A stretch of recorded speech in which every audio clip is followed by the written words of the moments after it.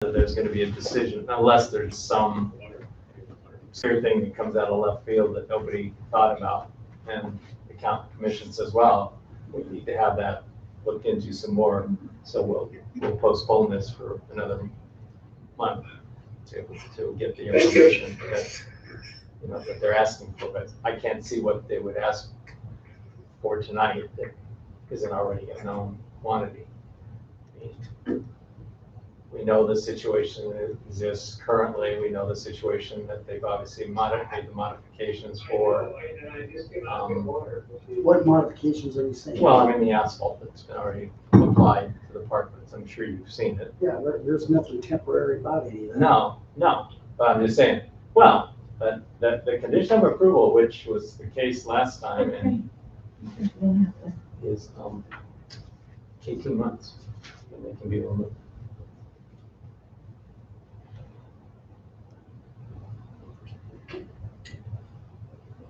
Okay, we are almost there.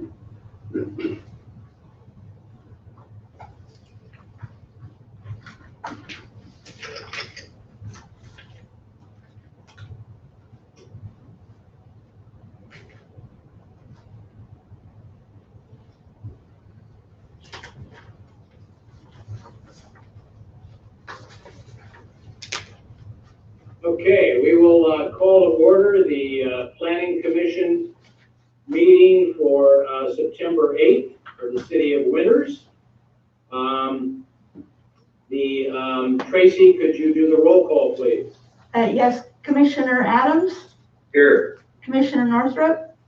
Here. Commissioner Rose? Commissioner Shrub? Commissioner Altamirano? He's there. Here. Thank you. Vice Chair Contreras? Here. And Chairperson Meyer? Here. Tracy, if you'll put up the American flag, we will have the Pledge of Allegiance. Okay.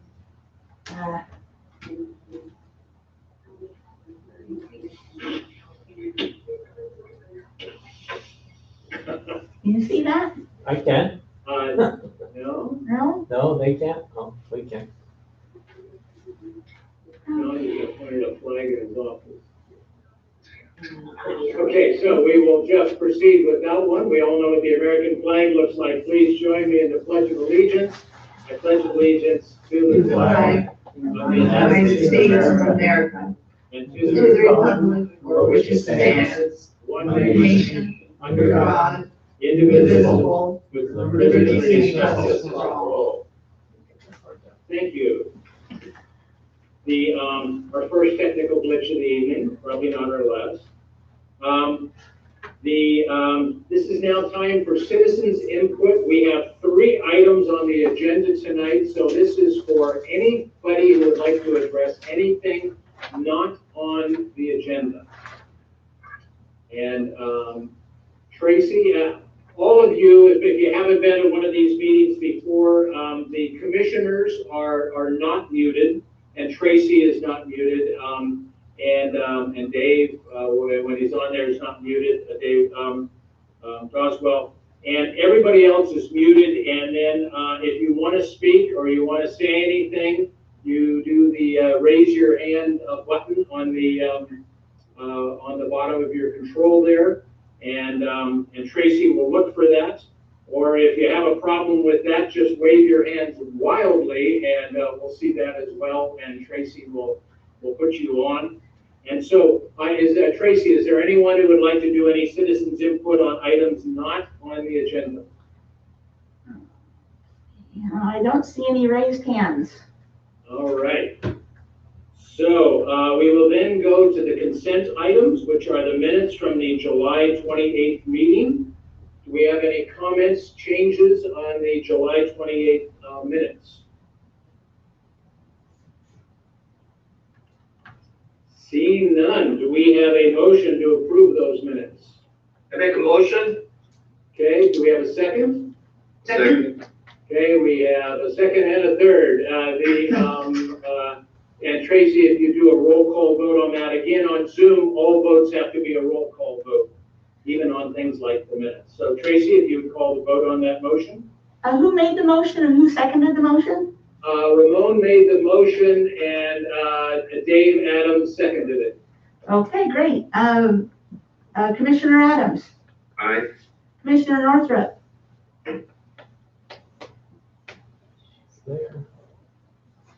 Commissioner I don't think Northrup, we heard you, Nancy. Aye. Okay. Commissioner Rose, Commissioner Schrupp, Commissioner Altamirano, Aye. Vice Chair Contreras, Aye. Chairperson Meyer. Aye. Okay. Moving along, we're go to item A on the discussion items, and we will hear from Dave Oswell about that. Can you hear me? Somebody can hear me? You want to go? Paul, can you hear me? Not yet. Are we there? We're getting there. Can you speak into the microphone? Hello? Hello? Can Can you hear Dave? No, we can barely hear you, Dave. you hear me at all? A little bit, but not much. See if we can. Oh, let's move here. Stand by. You want to move this closer? Okay,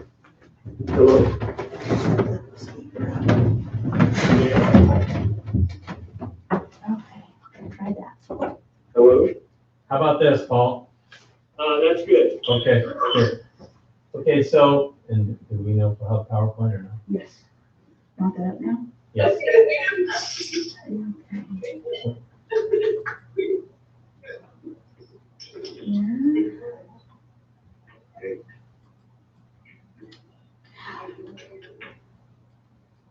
I don't think that's item A. That is item C. Here's where we are. Is that That's going it, on? but now scroll up to the top. And click. There we go. Okay. Can everybody see this? Yes. Okay, good. Commissioners, can all of you see it? Everybody see it?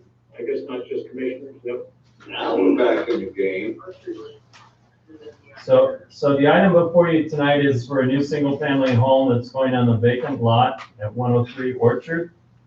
It's a one-story, 2,474 square foot, three-bedroom house. The lot's a pre-existing lot that was owned by the property owner a couple of doors down.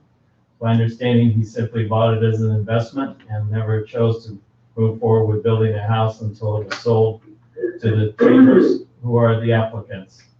There's an existing shed on the property at the rear that will remain, and the trees, most of which are going to be hopefully relocated, that you see in the front portion of the site. The applicant's working to try to get those, I believe, relocated to some city-owned property. And if one of them is here tonight, they may be able to add to that. The real key issue, and really it's the reason this plan is up on the screen right now, is the setback. If you look, you can see that this is a cul-de-sac. The curvature of the cul-de-sac makes it difficult to have a standard 15-foot setback that would parallel the street. And so in interpreting the code that says you're supposed to have a 15-foot setback, I looked at it as an average. So the closest point is 11 foot 2 inches, and the furthest point is I believe 19 feet 8 inches. And so when you average those two together, they're more than 15 feet.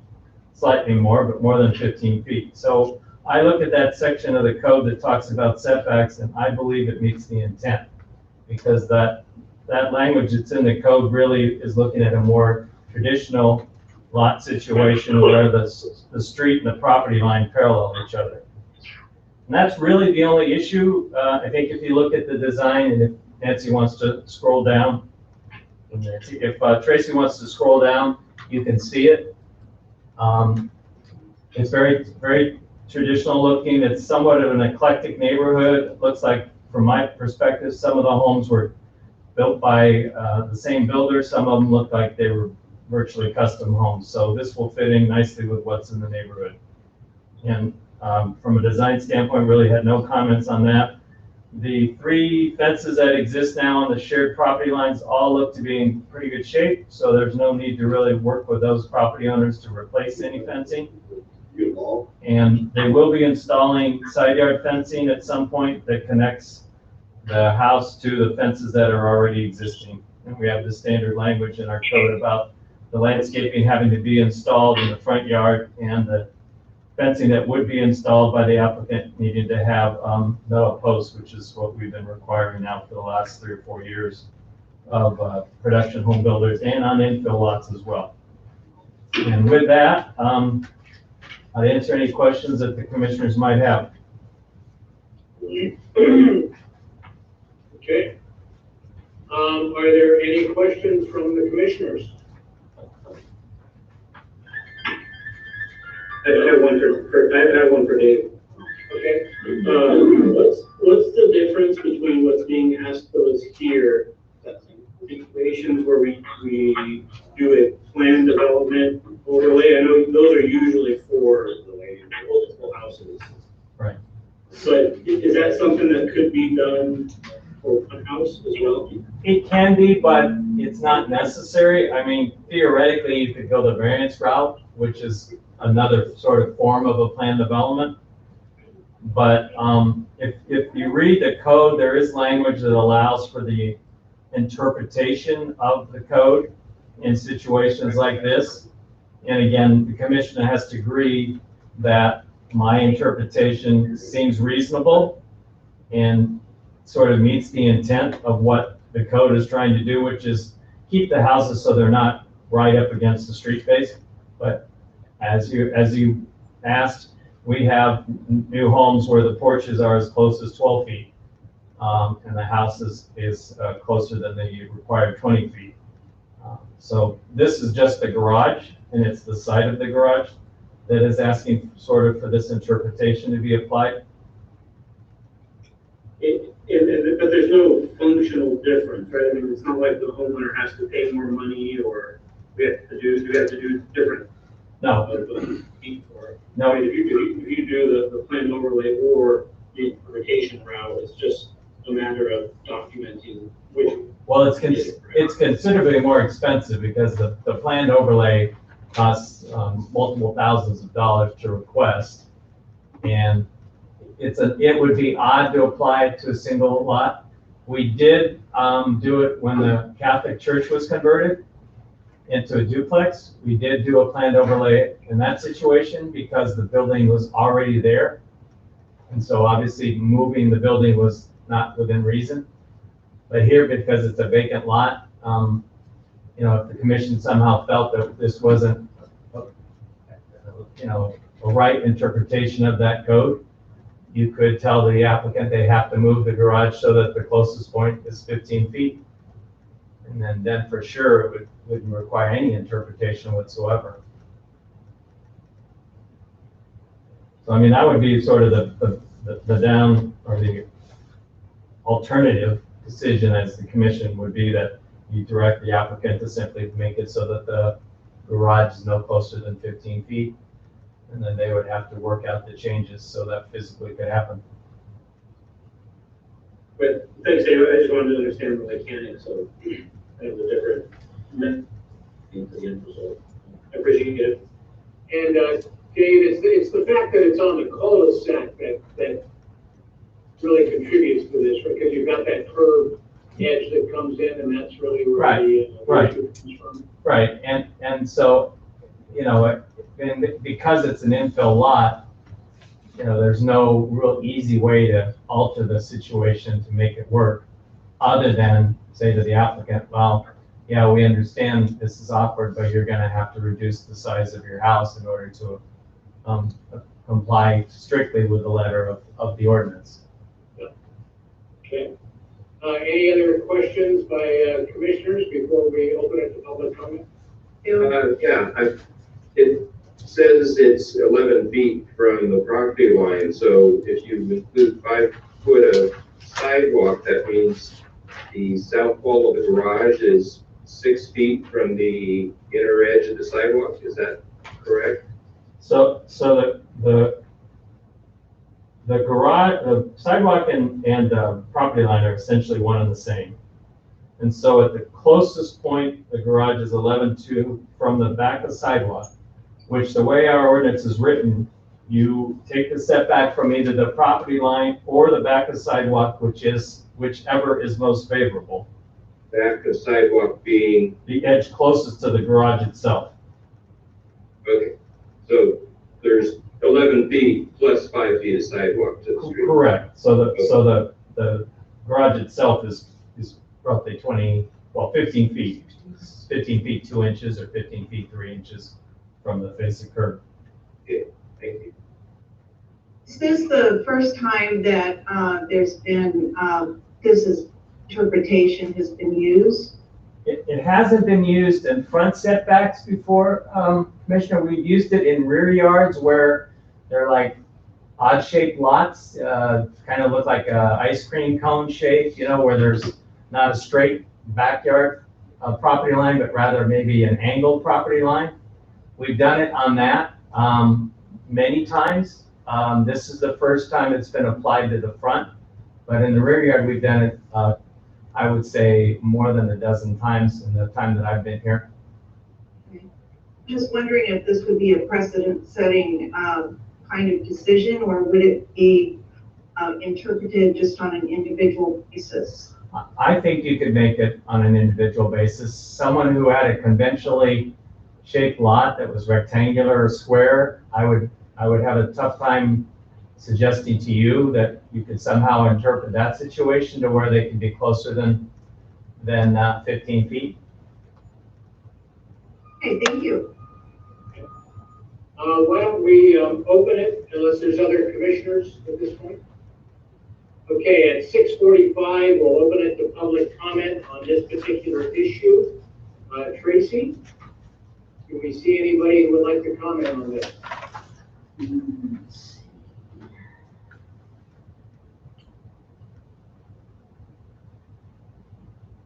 you see Tracy? Hold this. Hello, Tracy? Yeah, no, I'm here. Can you hear me? Okay. Would Woody Friday like to speak to this item? We can barely hear you.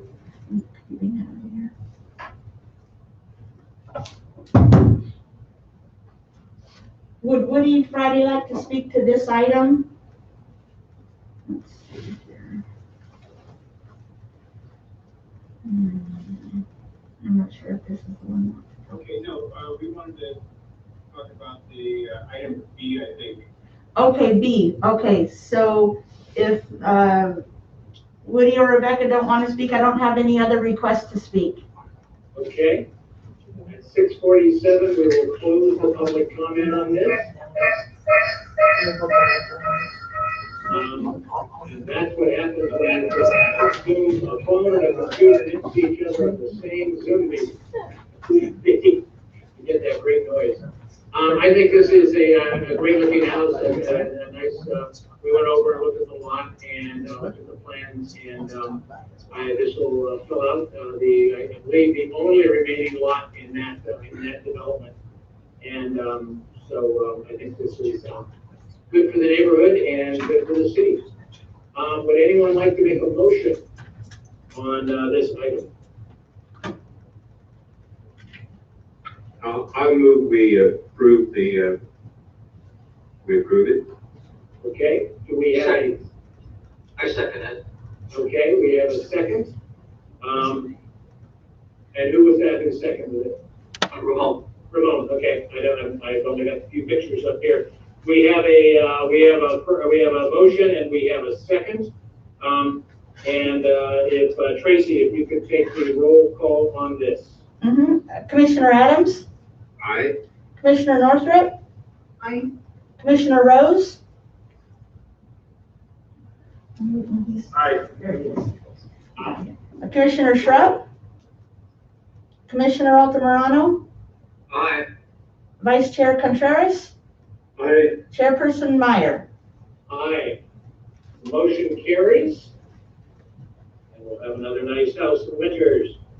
On to item B. Mr. Doswell, if you would walk us through item B, please. I will. So the item before you tonight, you had considered previously at your last meeting. It's essentially an amendment to an approved sidewalk cafe permit that was issued in 2016. It requires an encroachment permit because what's being asked is to encroach into the city's public right-of-way. You granted it at your last meeting, and there was a condition that it be reviewed in 18 months. Subsequent to your action, Mr. Lewis contacted the city council under citizens to be heard, their August 18th meeting. He lives on Russell Avenue adjacent to this particular property and was asked why there wasn't a public hearing. The city attorney reviewed the city's sidewalk ordinance and discovered that in fact a public hearing was required. And so essentially the action you took last week becomes invalid, or last month becomes invalid, because we didn't follow the proper procedures. So since then, we have sent out public hearing notices to the property owners within 300 feet and notified them of this hearing that's here tonight. Dave, if I could interject. So there was an ad about it in the paper, but there wasn't notice to the property owners, right? There was neither. There was neither. Right. Oh, okay. And then now it's been both. Got it. We've since done both.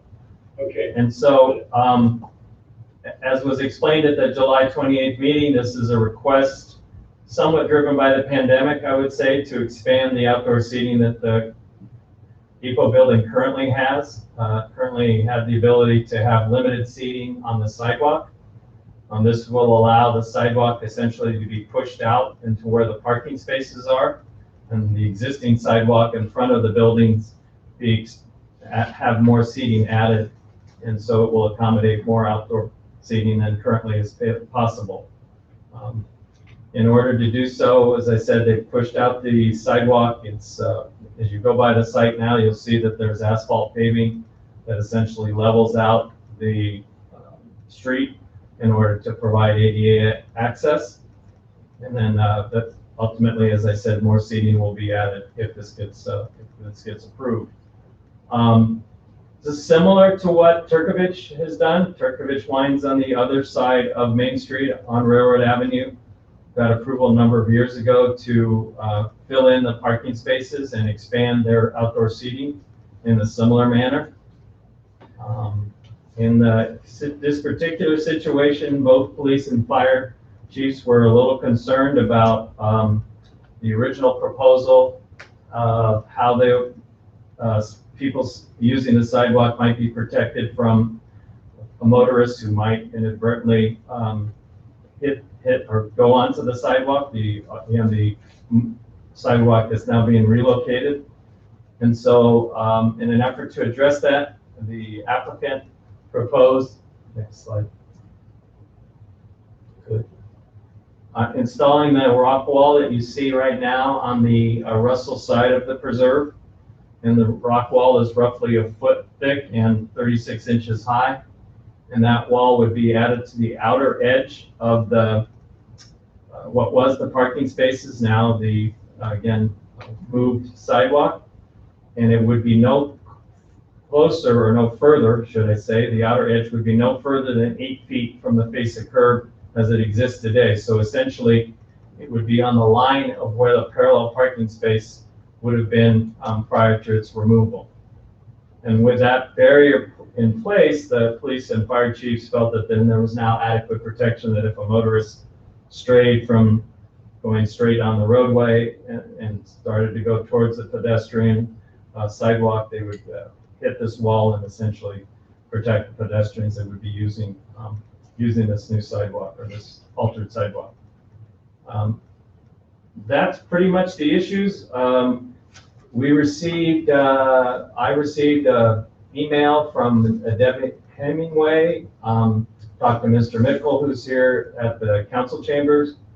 I think Mr.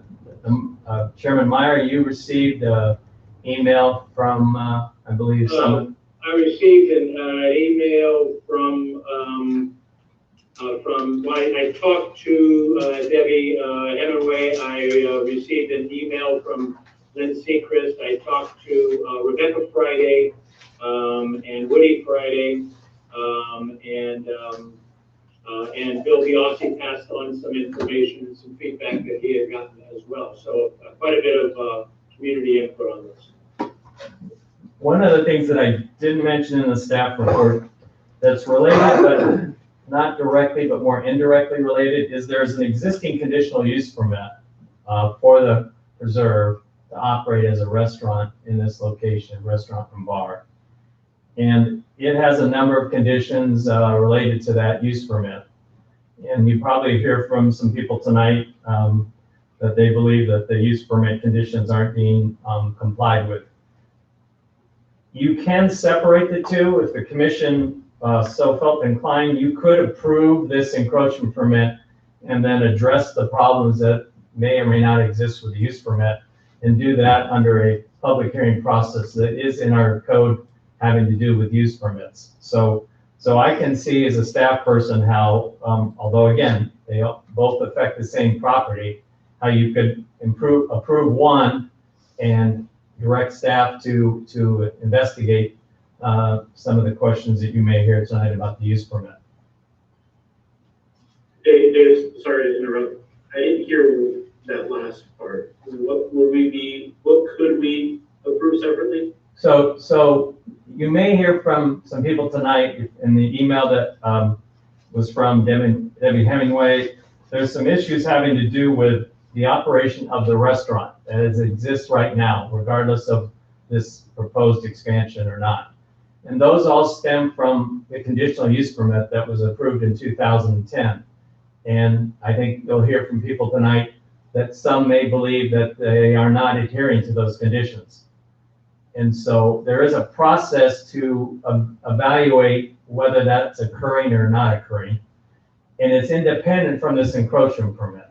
So you can still agree to let them expand onto the city sidewalk and have more outdoor seating. And at the next motion or the next action, direct staff to investigate. What you may hear tonight are some complaints having to do with the use permit. So hopefully that makes sense. I think it does. If all the commissioners get that done, Dave and I've had a chance to discuss this in some length. Okay, commissioners, before we open up to public comment, which I see we have a number of people, I'm sure we'll have a number of people want to comment. Do you have questions, comments? I do. Okay, Dave? I heard from Rebecca Friday today and Ben Seacrest, and, and there's been an ongoing issue for a couple of decades about this corner and this location. And since people are now going to come up to speak on it, it would be nice if maybe they could propose some solutions, both the residents and the applicant, to the noise issues, because this will probably increase the noise around there. Maybe they need to hire a bouncer or something to keep the drunks quiet. But it would be nice if the people who are going to speak could propose some solutions, maybe other than just saying no to this. I don't know. That's my comment on that.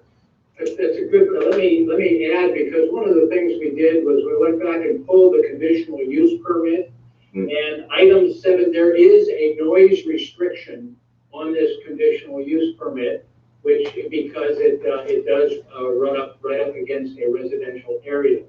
And I have absolutely no idea how this translates to actual noise, but during the daytime, the noise as far as for the surrounding residents, the noise from here should not exceed 50 decibels, and at nighttime should not exceed 45 decibels. Those are numbers that aren't possible to achieve for a business. So I think we need something better than that. I mean, Chief, in terms of, this is, it'd be very, any noise at all is gonna be this loud? 50 decibels is a quiet conversation in a closed room. Well, but it impacts the, a house across the street, or actually, there's one house that backs right, and there's a driveway and then a house.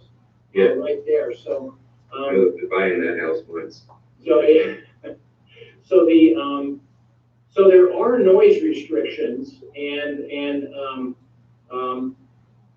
The problem being, we don't enforce them in town unless somebody, makes a big stink. well, we have people who've expressed a lot of concern, and I don't know that they were aware that there were noise limitations on the conditional use permit, and I'm wondering if in terms of the noise issue, if the first thing to do is actually have some measurement and see if in fact what's going on at the business is exceeding the limits put on it by the conditional use permit. There's a nice app. It bit me in the ankle, so. There's an app for an iPhone and probably for Android too that will measure decibels. And John Donlevy showed me that, and I've gone around with it, and you have a very hard time finding anywhere that's not 50 decibels. So per our code, somebody could download this app, record the decibel readings, and call the police, I guess. I suspect we have some people listening right now who are paying attention to what you're saying, so, 50 decibels is not much noise at all. okay. Let's, Paul? great, that's good to know.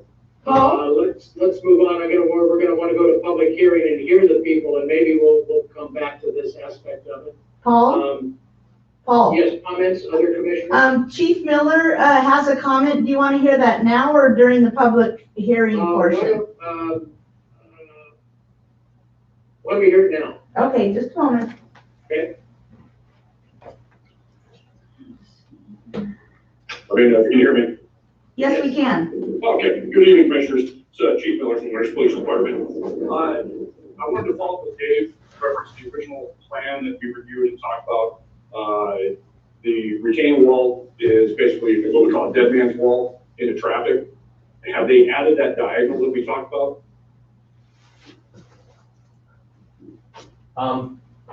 To be honest, Chief, I'm not completely clear as to what you mean by that. So I think the commission could simply add wording to the condition, one of the conditions that would be subject to your review as well. Okay, yeah, just remember we were talking about a diagonal to deflect traffic. Right. What they showed on the plans was just literally a retaining wall. Basically, it's gonna be in the middle of the street, so that caused me concern versus deflection of, a possible vehicle. Yeah, it'll be along the outer edge parallel to the sidewalk. That's the only thing I can tell you. All right, and Commissioners, if you look at the plan, I think you can kind of tell what I'm talking about. It's just a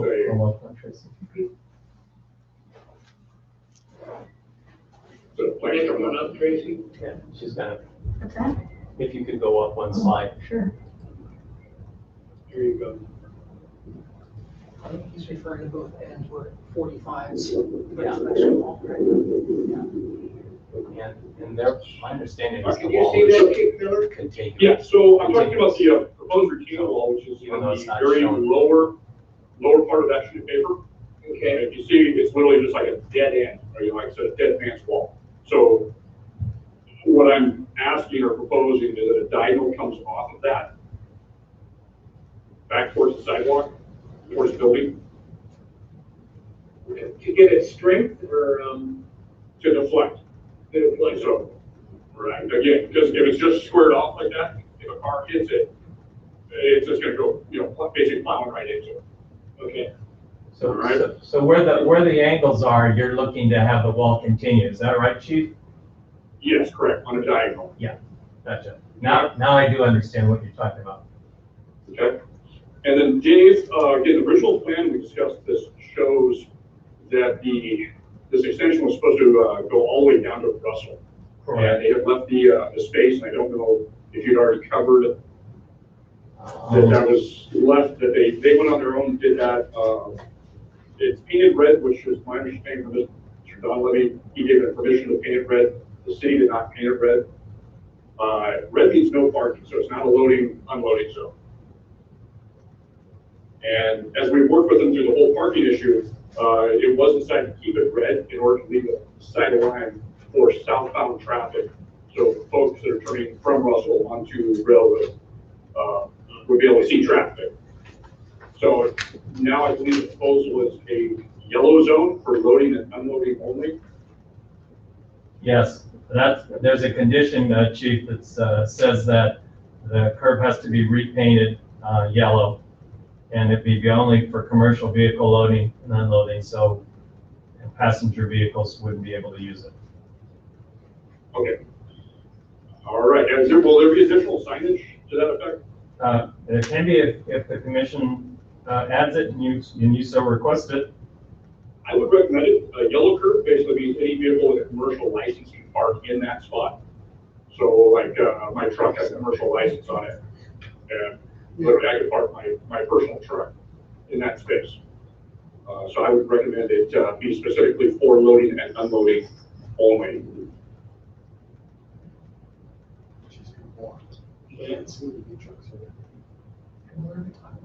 And with that, that's my only comment, unless the commission, any of the commissioners have questions for me. Commissioners, other questions? Yeah, I'm curious about, does the police force enforce things like calls about noise at restaurants? Okay, so we do not have a decibel meter, so we do not respond or enforce the municipal code. It's more of a code enforcement issue when it comes to that. We will respond to a disturbance of the peace, which is under 415 of the penal code. So it has to be basically intentional noise that is disturbing the peace of another. We don't have the ability to enforce that. The coercive rule, police officers do not have a peace to disturb. So we need somebody that is willing to effect a private person's arrest in order for us to enforce that. So if the neighbor called and it was kind of out of hand noisy, how would it be dealt with? We would seek complaints, but that's about the extent of our authority without a person willing to enforce a private person's arrest. So I think it would go to the city then, I guess, to the city staff. Yes, for, like I said, the decibel, that'd be a code enforcement issue. Okay. Again, we respond to disturbances with peace calls quite often, and again, that's our usual tactic. We ask them to be quiet, but if we get repeat calls, we eventually need somebody that's willing to basically go on record and effect a private person's arrest. They don't have to come out and citizens arrest somebody. They make a complaint to you and. No, they don't have to come out and physically put the person under arrest. They have to explicitly express that they wish to place the person under the responsible party or private person's arrest. Then we, in this case, would issue a citation on their behalf. But prosecution is up to that private citizen, not the police department. Oh. So the DA would file charges, but that person would have to go to court and testify and follow up. It is their arrest, not the police department's. But they don't have to prosecute it. They don't have to hire a lawyer to prosecute it. No, that would be done through the district attorney's office. Since it's a crime, it's a penal code statute. Yeah. So it seems that wouldn't relate to this issue, it'd be more of a city staff situation and how it relates to the conditional use permit. For the decibels, but yes, if people would call and complain about the service of the peace, then it does bump up to the police department. But 50 decibels is probably not disturbing the peace. Is it 2 a.m.? Yeah, it's situational. I was going to say Next to your window at 2 a.m. Yeah, it's all situational. All situational, okay. I just went online and basically information for 50 decibels is a conversation at home. On the loud end, it's 52 decibels is a hairdryer and a quiet home. So I think 6 people sitting around a table having drinks is going to be definitely going to exceed that. I exceed that at a normal conversation, guaranteed. Yeah. So loud. One question I had, if I may, is that it seems like, and I may be wrong, that some of the areas in town that have gone to this outside seating have a buffer of some type. Actually the seating is on the sidewalk, and the addition of asphalt or concrete on the outside near the road is actually more of a buffer on the walkway that usually has some sort of railing. For the most part, not in every situation, but I guess in Turkovich's situation, there is actually more of a buffer. The one thing that struck me reported there at Preserve is that I don't know if the seating is going to be on the sidewalk and the new asphalt addition is more of a buffer on a walkway where the seating is going to be on the sidewalk. Does that make sense?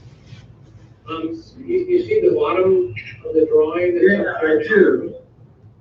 Yeah, the sidewalk is the outside, what has now been where the new blacktop is, as I interpret that, that's gonna be the sidewalk, and the existing sidewalk would be the seat. Correct. Okay, yeah, I'm sorry. Yeah, I can see it here now. I heard that flip around there. Okay. And if I can comment also in regards to the difference with Turkovic. So when you have a built-up curve like that, you have a traffic calming effect. I'm not a traffic engineer, but I understand the principle of that. You're narrowing the roadway, physically, therefore it slows your traffic naturally. As you're either approaching southbound on Turkovic, you're approaching a stop sign. So vehicles are slowing down and hopefully coming to a complete stop. Or likewise, northbound, they're just taking off from a stop sign. The difference with this location, if you're stood out there with especially southbound traffic, for some reason, vehicles think that they're scot-free and out of town and they punch it. They're at pretty good speeds. Yeah, because they're hitting the Solano County and it's like, I'm out of winners, they can't do anything. So, and the other thing, northbound traffic is, you folks probably know, we have not been able to keep a City of Winners sign intact out there because northbound traffic wiped it out in the middle of the night. So there are some different traffic concerns. Stop signs, primarily, like I said, the different traffic measures that slow traffic. Theoretically, could vote on that. So you're saying if there's more permanent stopping there, it would most likely cause less issues, like Supposed to be called warrants, whether it says or not, the numbers. versus an acceleration point. Right, but a stop sign would have to meet traffic warrants. Traffic engineer would have to do a study to ensure that it meets the proper warrants to justify a stop sign. So it's not that we can just put a stop sign out there. It's You slow can't just put a traffic. stop sign anywhere, yeah. Correct. Chief Miller, are you more concerned with railroad or with Russell's in terms of the wall and the effective traffic and all of that? Railroad, hands down railroad. Obviously, some concerns on Russell as you're making that right-hand turn to westbound Russell would be a concern. But again, your speeds are much slower, and I assume that the rock wall is going to be there as well. So, Yes. but most definitely southbound railroad traffic is my primary concern. Okay. Commissioners, other questions? Thank you, Chief. Sure enough. Why don't we go to a public comment on this at 7:11? We'll open it up to public comment, and you do the raise your hand program. And Tracy will line the people up, because I think we'll have a number of comments. Okay, Paul, we have two speakers here in council chambers. We have Dan Nickel and Kevin Lewis All right, to speak to this item. They'll come up one at a time. okay. If you can state your name and your address. And then give us your thoughts. Good evening, this is Dan Rickles, 6 Russell Street. Thank you for hearing me out. First of all, I want to say, Dave Adams, thank you for mentioning to offer suggestions, because I do have some. Thank you for bringing that to the table. First thing that I want to point out is, I don't want to stop Preserve from continuing with their patio seating, but I do want my concerns heard and dealt with.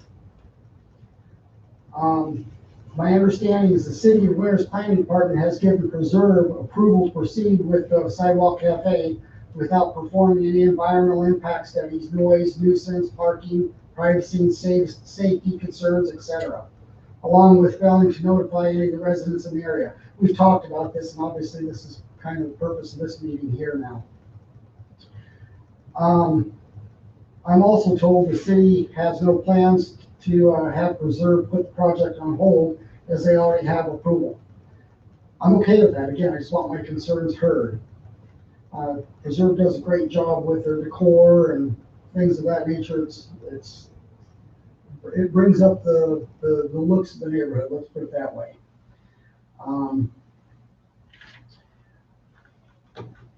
With that all being said, the one thing that I do want to throw out there is I would like to see the city of Winters cease and desist on final approval. Now, let's not stop Preserve, but as far as final approval, before they're allowed to put that outdoor patio seating into use, again, I want my concerns heard and dealt with. Those concerns, obviously the noise, and we talked about that. And Chief Miller, thank you for mentioning that the noise is situational. There has been noise situations in the past. I have been able to call the owners of Preserve, and most often I can get through to them, and most often they will assist with that. But there has also been times where it's not been dealt with. And also, Chief Miller mentions that, you know, we can call the police department, they'll come out and they'll investigate. They get called out a couple times. Well, this is new to me that you have to do a citizen's arrest. I think that's ridiculous, but okay. I hate to take that extent, but sound is an issue. And my suggestion for that is an acoustical sound wall on that outer wall, whether it be plexiglass or otherwise, some sort of an acoustical sound wall, running the full length of that outdoor patio seating. And this is more of on Russell, not Railroad. Railroad, I'm not too concerned about. It's the Russell side. And if we could get some sort of a acoustical sound wall that would just eliminate the noise. Nuisance, that's another one of my concerns. Broken glass, aluminum cans, cigarette butts, trash, etc. I've watched folks walk out of Preserve along with other businesses. This is just not Preserve, but they'll jump in their vehicles, which are parked in front of our houses, and empty their ashtrays, tossed out garbage, etc. Suggestion on that again? Well, let's talk parking, because that's another one of my concerns is parking. With the loss of approximately 5 to 6 parking spots surrounding Preserve, just where does the city think their patrons are going to park? Right in front of our houses, as it's human nature to do so. We all want to park directly in front of the door we intend to walk into. In short, the city, by allowing outdoor patio seating on Russell, has essentially opened up and/or is encouraging business patrons to park on Russell Street. The city has yet to complete all the parking items as identified by the parking committee, which lasted the last 2.5+ years. The city claims there's parking, but has failed to fully implement and/or provide that parking through the means of improving the sidewalks, lighting, wave 2 signs, striping, restricted parking, etc. They've made a dent into it, but they're a long ways from completing that. My suggestion to help with the parking on Russell, we do some sort of permit parking. That was talked about in the parking committee, and it just keeps getting shot down. Privacy, another concern. If I don't care to be looking out my window and see people eating their food. I'm sure they are. What's that? Okay. You know, I don't care to be looking out my window and see people eating food. I'm sure they don't care to look in my window and see me prancing through the house. Suggestion, back to that acoustical sound wall. Maybe a tinted plexiglass of some sort that doesn't totally block out, but letting sunlight in, but kind of buffers the view. It would also help preserve with their patrons looking across the street at the auto shop. So, safety concerns. Asphalt, Dan, if I could jump in, this is Paul. We're gonna have to, we've got a number of people who want to speak. We're gonna have to keep this somewhat short. In theory, we have a 3-minute limit. I don't want to do that, but if we can kind of boil them down as we go, or as other speakers come up, if you're repeating concerns that have already been raised, if you could kind of reference those, that would be good. So Dan, if you go ahead. okay, I've basically just got one concern left, and that's safety concerns. As folks exit Preserve, possibly be a bit tipsy, and let's just say as folks leave other and all businesses, possibly tipsy, and now they're parking around on Russell, they walk across the street and get into their cars. What happens when one of them stumbles or falls down on our properties? Is the city going to take the liability? After all, the city is allowing business establishments who serve alcohol to park in front of our houses. I know that's a silly question, but it's out there. Anyhow, I'm sure others will have comments, concerns. I would really like to have these issues dealt with before final approval is given for the seating at Preserve. Let them continue on with what they're doing. They're doing a great job, but I do want the concerns addressed. Thank you. Okay, thank you, Dan. Thank you, Dan. Dave, if you're there, as I understand it, the planning commission approved it, but that is void because it wasn't properly noticed. So this project cannot be completed until this commission approves it with proper notice. Is that correct? Well, so you now have the proper noticing. So, okay, so it depends on what the commission does now. It doesn't it's not connected to what we did at the prior meeting. Correct, and it's been expanded. I mean, you had one condition of approval previously, you now have many more. So we've done a lot more analysis than we did at the outset. Okay. Thank you. Next person. Okay, we have Kevin Lewis. Okay. Good evening. This is Kevin Lewis. I live at 7 Russell Street on the property that butts right up against the preserve. And Dan covered, a lot of it. The only couple things that I wanted to bring up is for us, our biggest concern has been the noise that we've had. In most cases, when myself and my wife either calls over there or goes over there, we're having a loud party on the back patio. They do try and quiet it down. We appreciate that. But there's also been many times where it hasn't quieted down. We've had to go to the extent of calling the Winters PD. And like you mentioned, Captain Miller, that you don't have a decibel meter, and that's what we were told when we called. But at the time, they're playing amplified music out there, and our windows were literally vibrating in our house, which is, I'm sure, way above the 50 to even 100 decibels. So that's one of our big concerns, is just that if they continue with amplified music, which they have out on the patio now, and also bring that out into the street seating, that it's just going to make these conditions much worse. So that's one of our main concerns, is the noise that we've had and the addition that this will bring to the establishment. So we're looking for some accommodations with the sound, either I believe it was stated that there wasn't supposed to be amplified music on the patio. So if that could be enforced, that would help quite a bit. Same thing with the new seating. And then I think the other issue, like Dan brought up, is just like some kind of an acoustical barrier out there, because it is going to push sound further outside of the business, which currently they have a sound wall between their property and my property, which helps. But that funnels sound straight across to the residents across the street. And by now putting people out on the sidewalk, that's going to just further that noise, going to the rest of the neighborhood there. So those are my main concerns. That's it. Thank you. Okay, thank you. Kevin, we did go back through the conditional use permit, and there wasn't a restriction on any amplified music or music radio station in the background.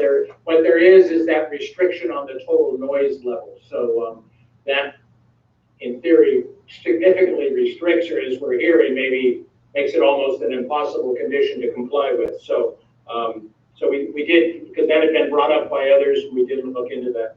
Okay, yeah, because when the patio was originally proposed to have a patio out there, the noise was an issue, and we were told at that point that it would be non-amplified music only.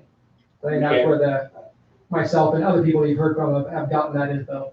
But if it's maintained at the 50 decibels, then we're fine with that. Yep. Mr. Chair, can I ask a follow-up question? Yes. What times are you noting this problem?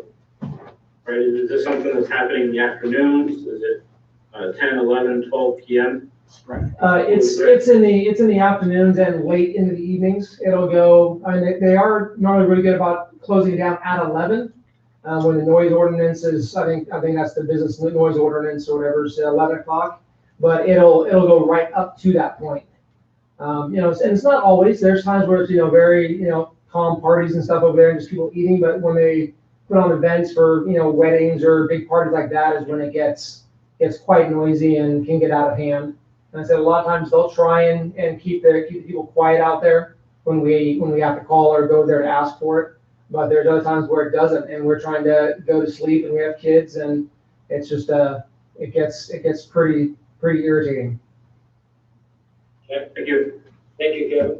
You're welcome. Tracy, next person. Oh, we have Judy.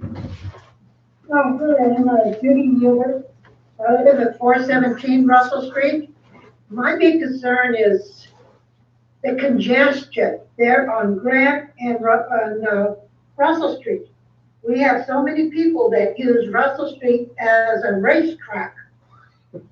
One stop sign between Railroad and Main Street. And you can't believe the people who we stand out and watch and race. But that's not the thing, is the congestion of people that come down. Everybody comes down Russell Street because they don't want to go through the 4-stop at Main and Railroad because there's a lot of foot traffic, cars, and everything. And it's just hard. It's very congested there. And I agree with what a lot of the people have to say, but that is a tight corner to make when you're coming off Railroad and they're coming across the bridge and go down Russell Street. So you don't have to go to Railroad and Main. So that's mainly what I gotta say is the congestion area, how hard it is to get where you want to go and how fast the traffic is going. Thank you. Okay, thank you, Tracy. Tracy, next. Okay, we have Kate Laddish. Hello, Kate. Hi, thank you, Chair Meyer. And so Kate Laddish, 400 Morgan Street, number 21. And I'll start by saying hats off to Cole and everybody at Preserve for finding creative ways to try to make it through a pandemic while running a business. And so I really do want to start with that said, these are tricky times. So so I appreciate you coming up with some different ideas for that. One of the things that from the discussion when this came to the Planning Commission before was my understanding was that it was kind of the first time that it was being heard and that then it was going to either be coming back to the Planning Commission or it was then going to be going to City Council. And so at that time, I mean, I'd expressed some concern about that people were going to have to go down into the street. So on one hand, I was glad to see that it looks like that's being addressed and that there's asphalt in the street. On the other hand, I was really surprised that there was asphalt in the street because I hadn't seen that in what had gone to the Planning Commission previously and hadn't seen that go through the process.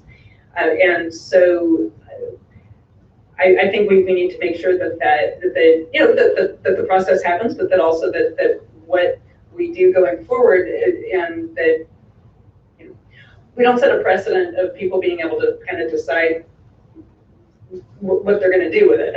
This goes into a street. I didn't notice, but I didn't stop and go check if there was a way for stormwater to make it around the asphalt that's there, because of course the asphalt fills the gutter. And so I'm concerned we may be looking at a flood situation next time we have rain. And remembering rain. And so that's one concern.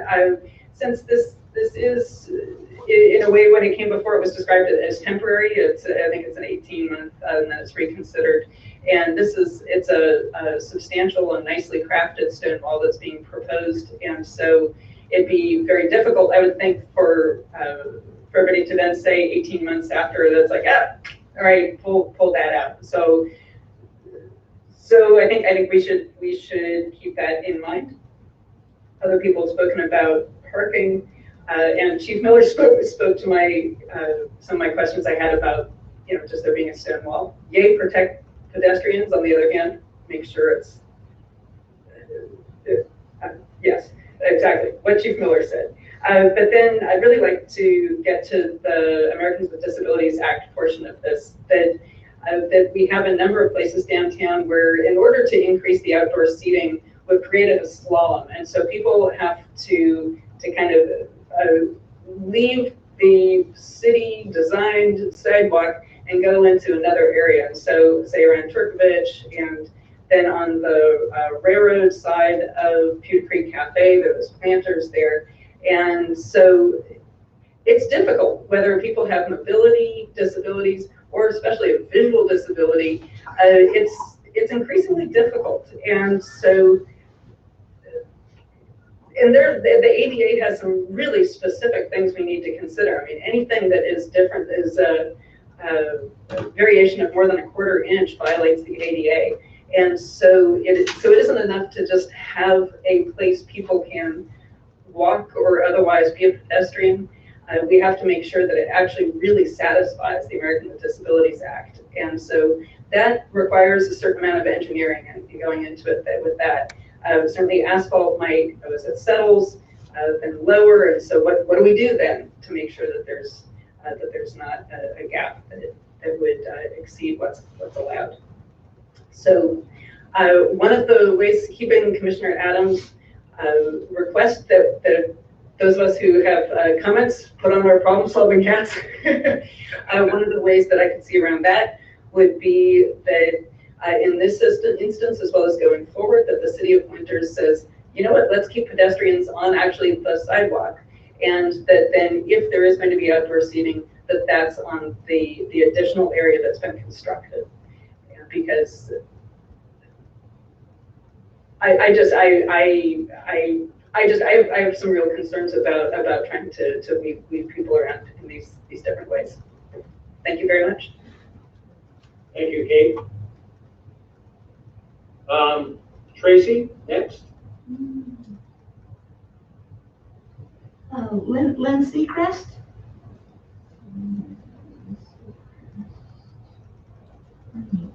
You're muted, Lynn. I know. There I go. There you are. I'm Lynn Seacrest at 418 Russell Street. I have concerns about the outdoor planned seating on Russell Street. With the new houses on the other side of 128 came an increase of traffic on Russell Street for those wanting to get to 505, which really impacts the Russell Railroad Street intersection. With the closure of Main Street, once again, the increase of traffic was proportional. There's no other way. The closure of Main Street, with that closure, I've seen big trucks needing to negotiate this corner of Russell and Railroad on a daily basis.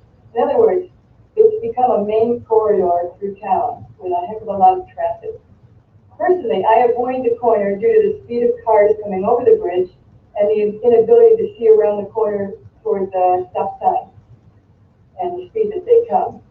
So I understand the need to help businesses, but I want to preserve as many parking places as possible as well.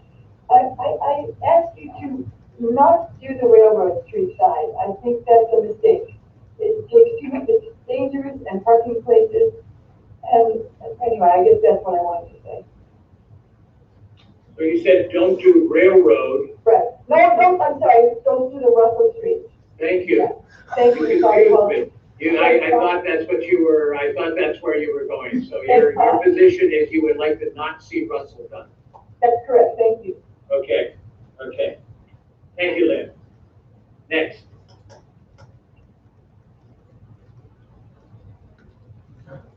Right. Tracy, Rebecca has her hand up. Okay. Ask to unmute. They could unmute. Please, going to his computer. There we go. Can you hear me okay? Yes. A little louder. Okay. Dave, how is my decibels? Oh, I'll check, just a moment. Kate got up to 75 decibels, but was normally between 50 and 60. I saw that. That was interesting to hear. It was. I had lots of things to say, but most everybody said what I was going to say as well. But I do have a couple other concerns, and one of it may be because I'm a retired school teacher, and I love going to Preserve. We've had many fine times there. But sometimes when I'm walking there on a later evening and people have been out in the back patio and they've had a fair amount to drink and they're gregarious, they're telling stories that are a little bit probably not appropriate for the Main Street, well, maybe at least for old ladies like me. They, they're telling stories, they're using bad language, and it comes out into the neighborhood, and it is a neighborhood. There's families there, and it's a difficult thing to deal with, and I know it's a minor thing, but I agree with the traffic that we were talking about. How Lynn was saying, they come down roaring down Russell Street now, and I can see people when they come over the bridge and they turn left at the tractor, they just zip around that corner, and those walls that you're talking about, I hope they're substantial, and or do they just roll over with all the rocks? I don't know. I heard them say that there's been no EIR. That's concerning. What are the impacts? What are the effects of it? Anyway, pretty much I want to say everything that other people have said, except that I like the idea of it being on railroads. I think that's fine. It's already a business street, and you could go all the way to the past Chewy's, and have a nice big space there. And go all the way to Main Street. Use all the ones in front of Buckhorn too. But not use Russell, because we are a neighborhood and we have families, and it's already hard to park our cars there because there's too many people getting out of Preserve and going to their cars. Anyway, that's my point. Thank you very much, and I do appreciate and I do like Preserve. Okay. Thank you, Rebecca. Tracy, Woody's raising his hand. Okay. He's unmuted. Hi, can you hear me? Yes. Okay, so I don't know if you know, but we are parents of somebody whose business shut down because of the pandemic. So, the Palms is no longer in business. We understand the remaining businesses need to be supported. And in general, we support all of the great businesses that have developed in the past 2 decades. 20 years ago, it was kind of like a ghost town. And so we applaud Cole and other people who have brought their talents and resources to bring about a renaissance of winners. And I support his creativity and looking for ways that he can keep his business and his employees afloat in these difficult times. Rebecca and I no longer live at 12 Russell Street, but it's a rental and we are very fond of the neighborhood, and we want to keep it a nice place for our renters. And we see the neighborhood as a transitional place, because on one side is residential, it's actually zoned as business across from the 12 Russell Street house. So it's a transitional place where the people who live there can enjoy easy access to walking uptown and having a nice dinner at the Preserve, at the Buckhorn. And it's also reciprocal, because the people who come to Winners, they love walking through the residential area and experiencing the quiet and quaint atmosphere of our town. And so while we as neighbors want to continue to patronize the Preserve and other restaurants and the wineries and so forth, we hope that the owners would see it as a two-way street, that they could help support the neighbors. Commissioner Dave suggested that we come up with some ways, and I think there are a couple of ways. We could, for example, we could have a yearly meeting with the neighbors. I mean, it doesn't have to be confrontational. You know, Cole could invite us over and we could have, you know, some drinks, and it could be a very nice event. But we would like to just keep in touch and feel like, you know, we're being heard. These issues don't need to restrict the business, but there might be some simple things that could be done. For example, little things like you could post a sign as your customers leave that says, please be respectful of our residential neighbors as you leave. Or as they come in, you could say, please park across the street at the community center and not on Russell Street. Those kind of things would show that, that the preserve is interested in their community, and they're interested in working together with the neighbors and give them the reputation of being a family and community-friendly business. So that's my suggestion. Thanks for listening. Okay.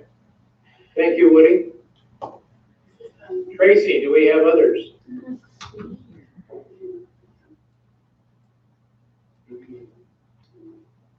I don't see any more raised hands.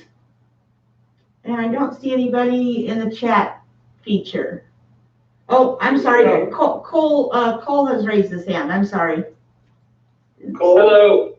Yeah. So this might be a good time whenever you have a chance to talk and whatnot. But I think it's important that we understand we don't actually operate under a conditional use permit. And I wanted to tell everybody to get their chance to say everything, but the premise that we operate under a conditional use permit is not correct.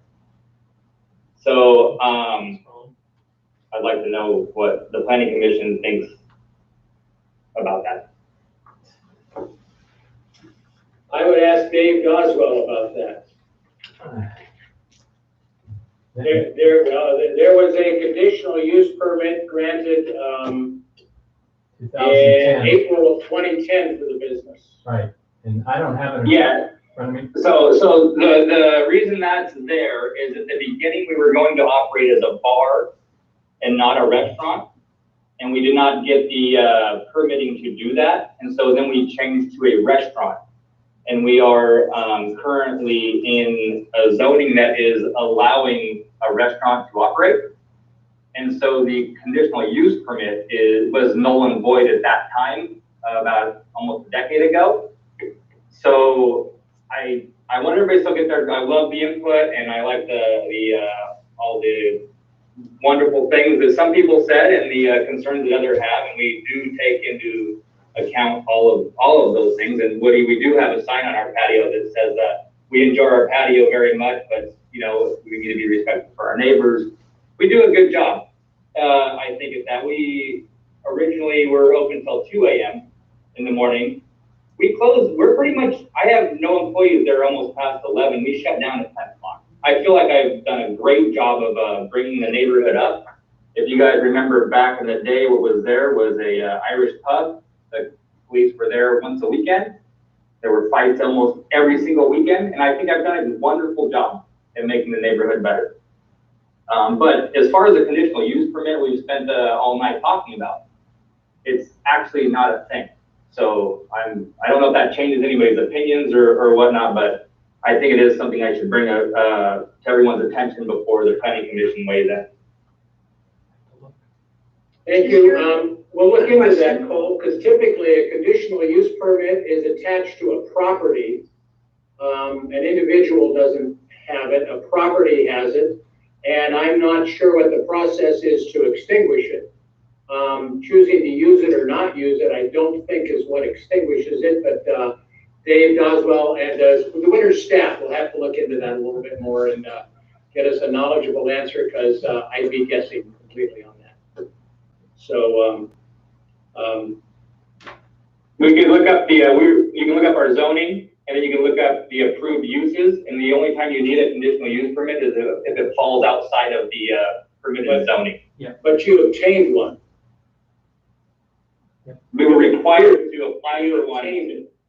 We were required to apply for one to get a building permit before we even opened the business. So before we were issued a permit to do any improvements, we had to go through those steps. And so we did those steps, and then by the time we were done building, we were able to switch to a permitted usage that it falls within the zoning. Okay. Well, that'll take some follow-up on the city staff part, because that raises a question for me, and it's one that I'm not even closely qualified, anywhere near qualified to answer. So Dave and the staff will follow up on that. Do we have any other speakers? Yes, we have Steve and Natasha Ackley. Okay. Good evening. I'm Natasha Ackley, and Steve and I are Woody and Rebecca's tenants, and we live at 12 Russell. We've lived here 4 years now. We absolutely love the preserve. Personally, for me, not to offend my neighbors, the noise isn't an issue. I could sleep through a bomb. My concern is having your customers sitting on the Russell part of the street. Currently, since Main is blocked, Russell has become a main thoroughfare, I guess, and cars speed down. If anything, we'd love to see a speed bump right in the front.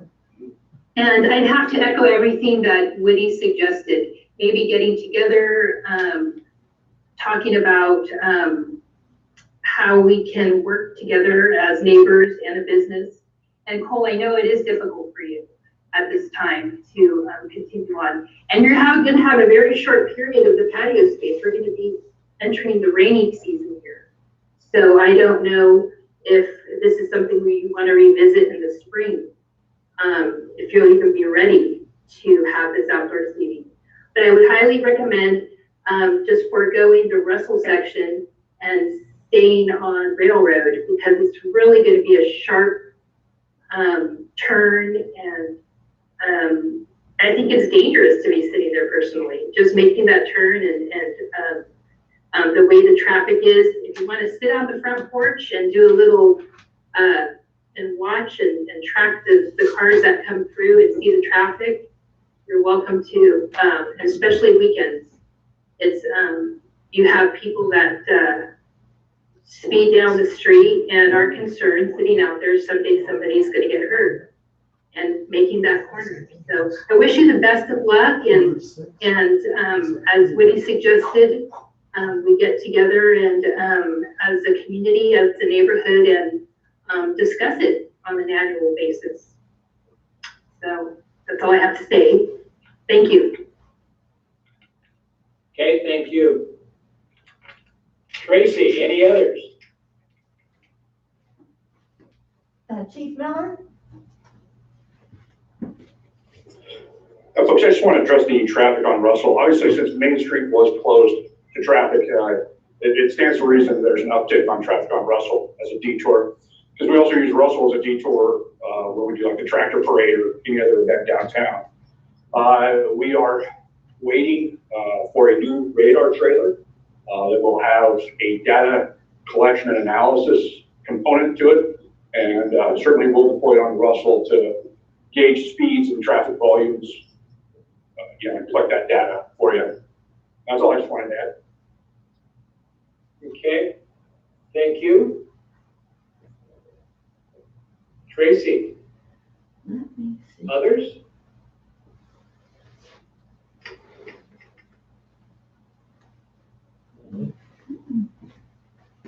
I don't see any other speakers. Okay. Anybody else wants to speak? If Tracy couldn't find you, wave your hand if you've got your video on. Seeing none. Commissioners, questions, comments, observations? Yeah, Paul, Commissioner. Yes. I'm just, after listening to all the concerns, and I am wondering if there's some way we can table this, or we can almost do a reverse of what you suggested of doing the studies first and then proceeding with the first step of final approval. I'm not really sure if that's, possible. Yeah, actually, the process is it only comes to the planning commission. So what we do is is final. And totally possible to table it for further discussion and further investigation of other alternatives. That certainly is one option. And I mean, it seems to me one of the options might be, and again, I don't know. I mean, we're not involved in the creation of the process. It just comes to us. It's taking out 4 parking places, 2 on Russell and 2 on Railroad.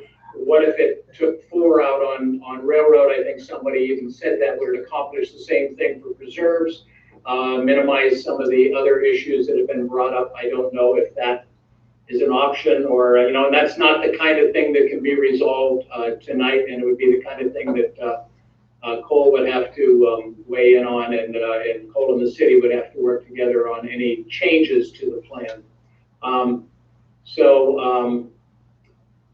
Commissioners, I mean, we got lots of people here that want to hear about it. We've heard a lot. Your comments, your questions. Cole's here. He's put a lot into the process already. Dave. Yeah, I'm wondering if we could put a condition on this, since this is obviously a reaction to, you know, our unusual times, that the Railroad part we would approve, and then the Russell part we would approve conditioned on it would last until indoor dining is then commonly allowed. So, you know, that the Russell part of sidewalk dining would end when indoor dining is again allowed. Would that make sense to people as a solution? I mean, you know, we're trying to keep businesses afloat. Yes, we are, and we are really appreciative of anybody who's trying to keep those businesses going. Absolutely. You know, but this has been a long, ongoing issue, well before preserve too. But I'm wondering if in this case we can make it conditional on the indoor dining for the Russell side only, and then, you know, approve the Railroad. I love outdoor dining, and I think this is a wonderful project. If there weren't houses around the corner, you know, it'd be an easy approval. Yeah. Other comments? Yes, Greg. So I wanted to start by thanking Mr. Lewis, because, you know, thank God you came to the city and pointed out the oversight. It's giving us the opportunity, I think, to have a discussion that we missed out on last time. The condition, the finding of fact number 1 was that, you know, this was going to have no negative impact. And it's clear that that needs to be vetted further. All of that being, I think it would be helpful to do some sort of an exercise where we actually look at the different were brought up and figure out, you know, which one of them we're satisfied with. For example, to the extent that we can rely on the police chief's view of safety concerns, it seems that, you know, that's been properly addressed. You know, there's, with regard to noise, which really is something that I don't think we fully vetted last time. Are there ways to mitigate them, like was suggested by Mr. Mickles? There's a little things like that. I think we're pretty close to getting what we need. And I'm reminded of, you know, the old saying of home, you know, good fences make good neighbors. Well, in this case, I think the conditions to approval are, that's the fence. And it's crafting those in a way that's going to have some sort of rules associated with them, so that we can, you know, continue the discussion over the next year with the owners to the extent that they're not conforming to the requirements. Especially if it's true that there is no conditional use permit, right? This would kind of fill the void that is left, for example, with regard to the noise.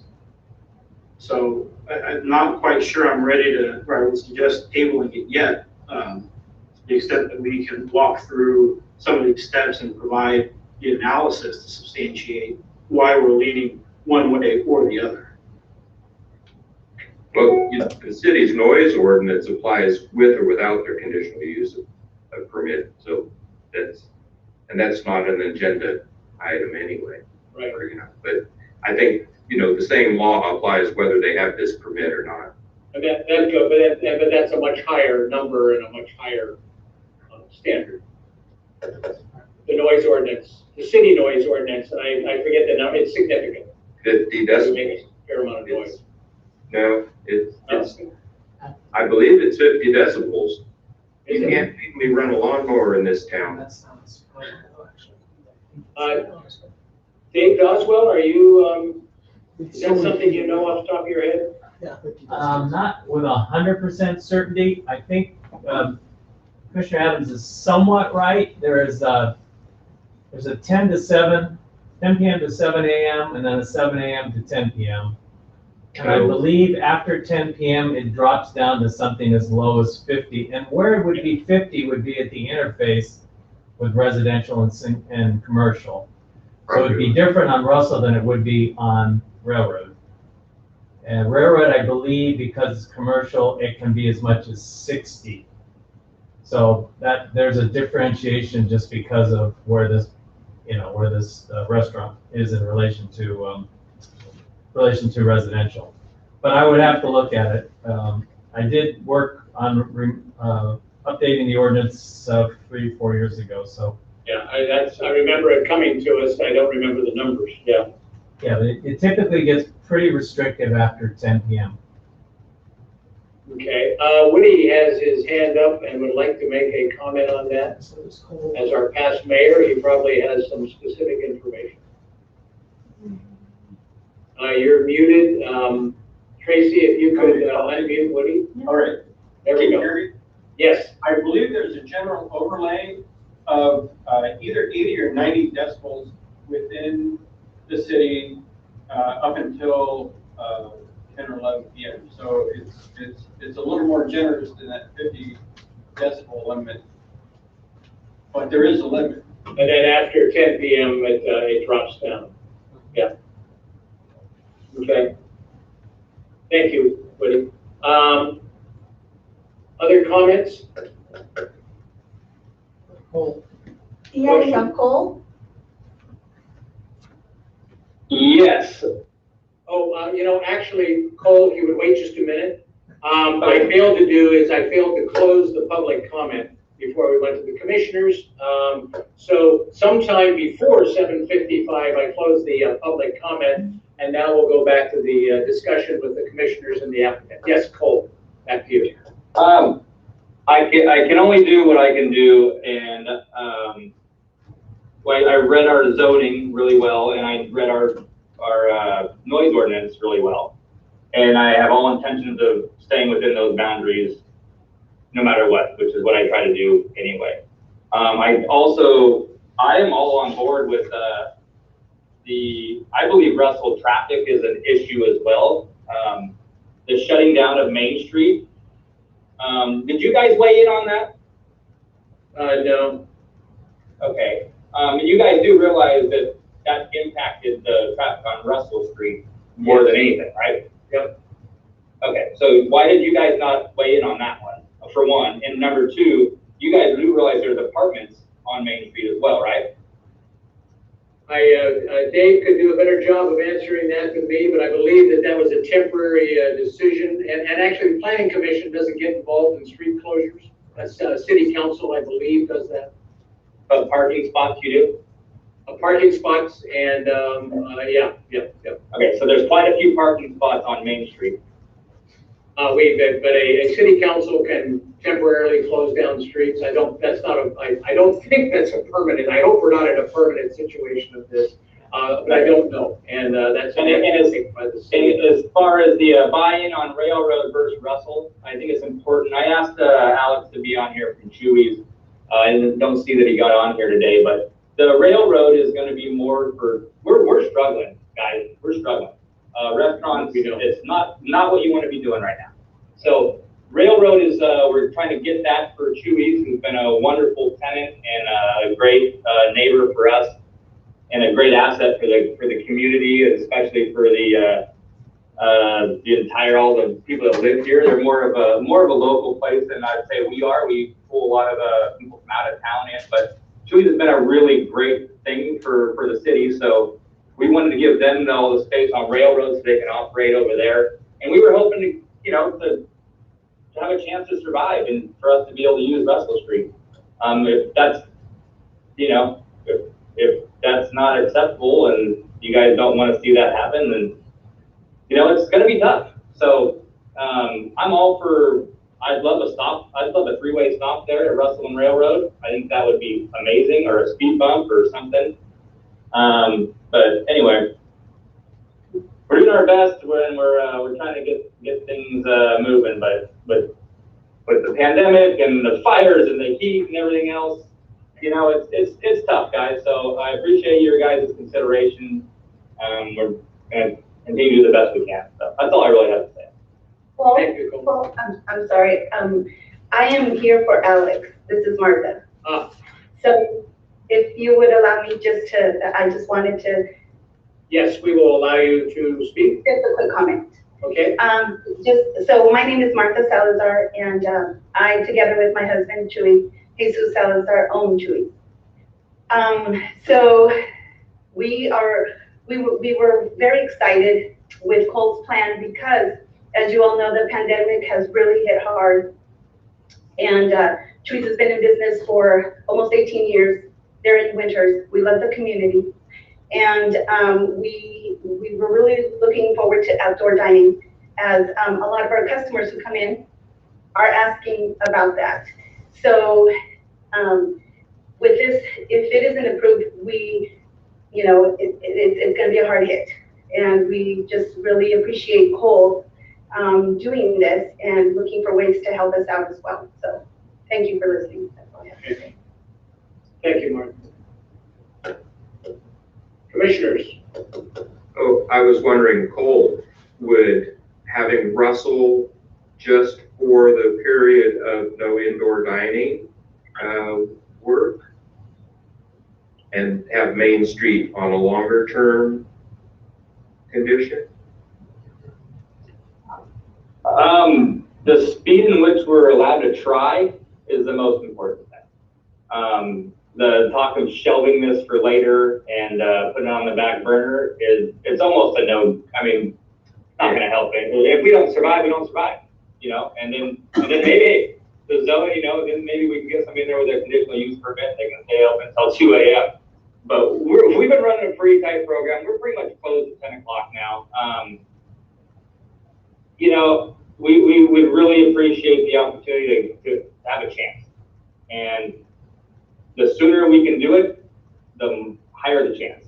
If we drag this out, it might be it's a non-starter. So if we drag it out, I guess it's something that the neighbors won't have to worry about is any noise. Hey, Cole, what are your thoughts on something on the wall to mitigate noise? I think that's a legitimate concern. I don't think it should be dismissed. No, I agree. I come up with something that we get out there, and I mean, we get a call, and we get everybody off the patio at 10 o'clock. The noise ordinance we have in place, we try to adhere to it. And sure, we've been there for 9 years, and I almost know the times that people have called on, I can count them on my hand. Like, there's been issues with wedding parties or where they don't listening, and we got to move them inside or whatever. But I mean, there's 365 days in the year, and up until now, we were open 365 days a year. And I can probably count on my hand as many times as that I know that I was even close to violating the noise ordinance. And the fact is that these diners that we're talking, the potential diners we're talking about, are going to be 8 feet closer to the houses than they are now. So 8 feet, I mean, I don't know what that does on Dave's decibel meter, but I imagine it probably only adds like maybe 0.2 on it. So we're talking going to be outside as well, where now they're inside the enclosed. They're not enclosed. They're not enclosed. It's open air. A person's head is going to be 8 feet closer to the houses. That's it. Oh, you mean compared to the patio, right? Yeah, the patio, it's a wall, and there's going to be people sitting right on the sidewalk, and it's, you know, and the concerns of the traffic. I mean, nobody cared that there's going to be a sidewalk in front of Turkovich's, and no one's hit, as far as I know, no one's hit that little one inch metal railing that they have. We have a 1 foot like metal and rock wall. it's much safer. So the safety concern, I mean, it's just doing our best here. So, yeah, do as you will, but we're doing our best. Commissioners, I'm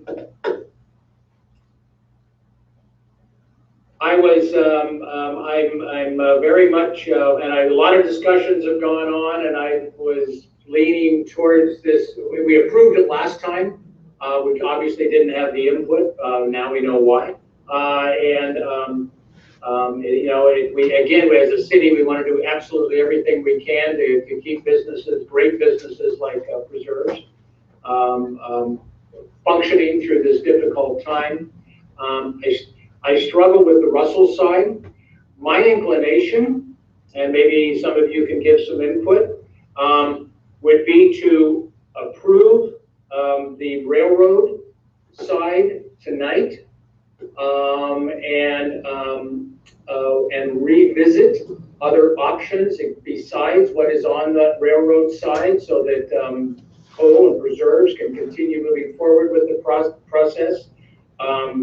Have the city look at some other options, and maybe tables go further down down railroad. And I don't know if that accomplishes the same thing for you. No. They already have tables out there, so they're not gaining anything unless they get. Oh, the tables in front of the whatever that the deli. Well, that's what we can thing there. Okay. Yeah, those will be mostly for Chewy's Railroad, because of the way our patios work. Their front entrance is on Railroad, and right now we're using the Russell Street, so that's right where we're not allowed to have people inside. So our outside is on Russell Street. So separating the two, it doesn't do anything. So if you do separate the two, understand that you're helping preserve Zero and you're helping Chewy, but that which is what it is. But you're not.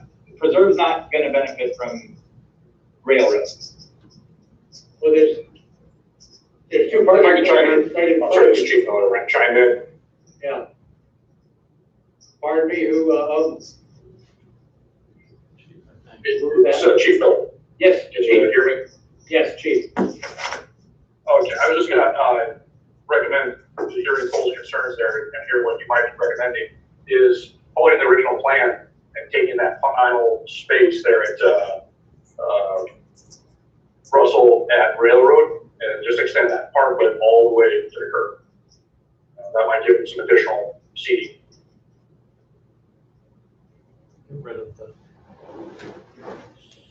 Yeah, and in theory, sure, but the way it wouldn't work operationally. Like spatially, sure, it would have more room, but for us to actually run the business and have the separation there would not be beneficial, and I would likely not use it or last long enough to use it. Mr. Chairman? Yes. Correct. I have a checklist of concerns. And as far as the noise, I think to the extent, well, let's put this back up a little bit. I'm happy to approve Railroad as is. Russell, I think we could do an approval with a couple more conditions, including some sort of noise mitigation efforts. Those would, I think, can double and take care of the privacy concern that Mr. Mickles talked about. I think, again, the chief explained that safety is taken care of with the wall and the way it's constructed with the diagonal addition. With Friday discussed, what it's like having the sort of conversations you have at a restaurant or a bar in a residential area. I think that's mitigated as well by having noise barriers because you're kind of able to separate the two. Again, I trust the chief and the city's view about traffic generally. I think that, that's a little bit outside of the scope. If there's a traffic issue, it should be addressed the way traffic issues are done. Ms. Laddish pointed out that it should be ADA compliant. I think we all agree. To the extent they're doing anything that's not ADA compliant, there are going to be serious repercussions, as there should be. So, again, going through the list, I'm trying to figure out the the things that would prohibit us moving forward. And I think that as long as we craft the conditions appropriately, mainly those that I've just mentioned.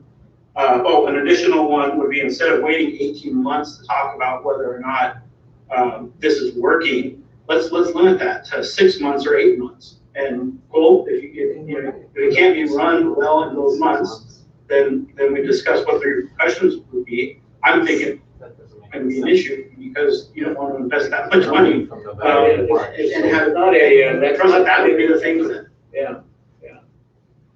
We're advocating on the end of the COVID restrictions on indoor dining, I think. Yeah. Not put a time frame on it, but a circumstance on it.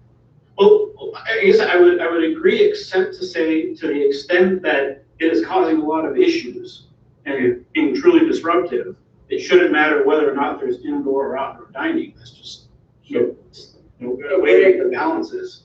So noise deadening things. Now that really would just affect, I believe, the patio. I mean, I don't see any noise deadening innovations for an outdoor dining. But I mean, but there is no noise on the patio dining now, so preserves would be spending money making the patio quieter when it's closed. It's open. Is patio open? For use. Yeah. Yeah, we're open Friday, Saturday, and Sunday right now. So you can serve on the patio? Yep. Yeah, okay. So then it would, my that was closed as well. No, we've been trying to scrape by working Friday, Saturday, Sunday. Yep. As far as the shortening the limits of the use of this proposed expansion, there needs to be an ROI on this investment. And if you drag it out too long, or if you make the turn too short, it just doesn't make sense. The drainage to address Kate's concern. I wish that you guys would have had somebody from Public Works here on the call, because we've been dealing with them primarily and making sure that the drainage is good. And we've done a lot of work to actually fix a lot of the drainage issues on Russell that, quite honestly, should be in the city's side of the deal, because that whole Russell Street, it slopes the wrong way and it doesn't go anywhere. So we put in a drain inlet on our own dime to fix the city drainage problem so that we can do this. The drainage, Kate, should be all dialed in. Now it'll be less of a concern now than it ever was before. We got a nice little drain inlet there on the property line between the Lewis's and the depot building. So we fixed the drainage problem no matter what, at the very least. So we got that going for us, I guess. Maybe the neighborhood will appreciate that.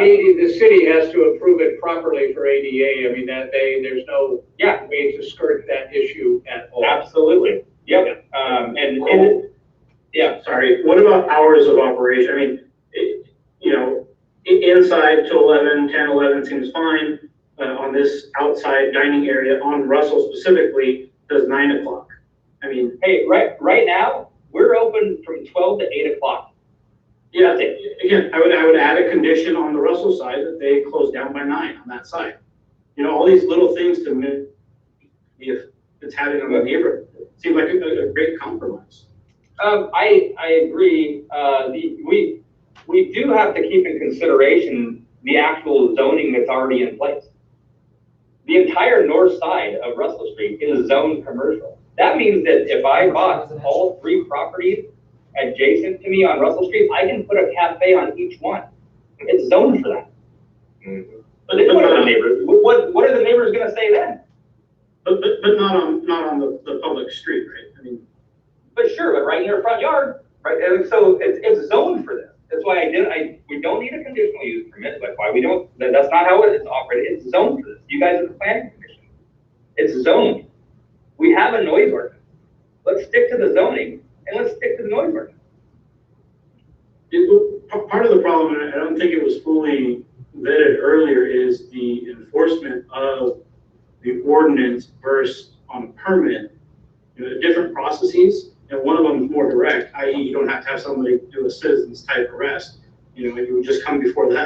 planning commission and we'd say, hey man, you've received 17 phone calls in the last. Yeah. So actually, revoke the permit. we would need facts. We need proof that it was not just I said, he said, and all that kind of stuff. Yeah, maybe Officer Miller can help us out and give a record of how many times the noise ordinance was called into question over the last 9 years. I can certainly run a CAD report, computer-aided dispatch report, but clarification, it wouldn't be an ordinance violation, it'd be a disturbance of the peace violation. I want to make that point clear. Like I said, decibels, we're dealing with code enforcement. The enforcement of that municipal code is code enforcement. So it's not a penal code. The 415 subsection 2 of the penal code is the willful and intentional unreasonable noise that I was trying to explain why we would need a private person's arrest. That's not based on decibel. It's based upon a person's peace being disturbed and them willing to enforce it on their behalf. So, but more than happy to, like I said, run a report and, off the top of my head, obviously I have no idea. That'd be good. And code is the city. If, the city enforces a number of the codes and the ordinances, and that's their job. And they do it, but they got a variety of levers to do that with. Okay, where are we, commissioners? Mr. Chairman, I'm inclined to move forward if we could put some of those conditions on it. I don't know how everybody else is feeling, but most of the issues that have been raised, I think we've discussed, and we can say with an honest face, either we agree or disagree, but there's been conversation and there's been true analysis. Do you want to make yeah. I was just going to say I agree with that, but I do think we have to be pretty specific on the stipulations with regard to what we're going to look at, and then move forward based on that with some timeline to come back and revisit these. I don't think we're qualified, or I'm not qualified to define what noise suppression specific things are. A condition could be that the city staff, who does have the qualifications to make those kinds of decisions, would have to that preserves would have to work out with city staff what those would be specifically to restrict the noise from the patio. And that would be a one way to do that. It just adds another condition onto the approval. Greg, would you like to put that into a motion? Yeah, unless anybody else has any other comments. Well, can you include in my motion or in your motion the idea of Russell being different from railroad? And I would like to see the railroad portion of this approved more or less permanently, and then the Russell being for the extent of the COVID shutdown too. So all the money that's put in there isn't wasted in 18 months when we review it, but the Russell part, would have to close down once indoor dining is again allowed, if ever is. I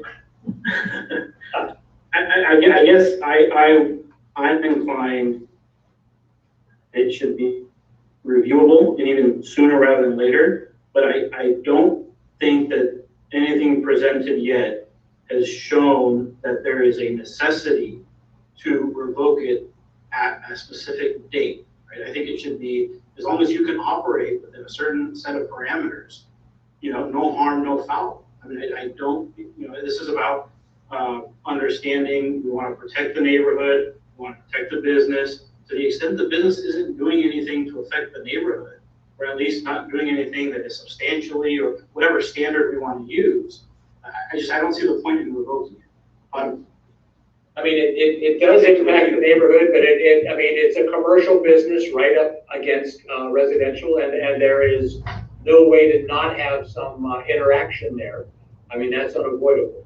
But to the extent that it occurs is what we want to try to address. Dave, does that make sense?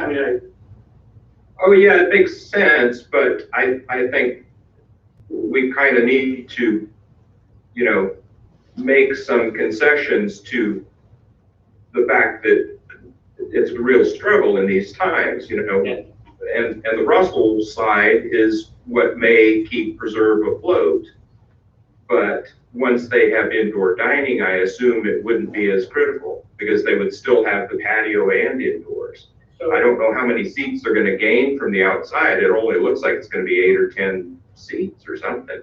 But, you know, that's probably gonna make more noise than the patio because the people are outside the shell of the property really, you know, and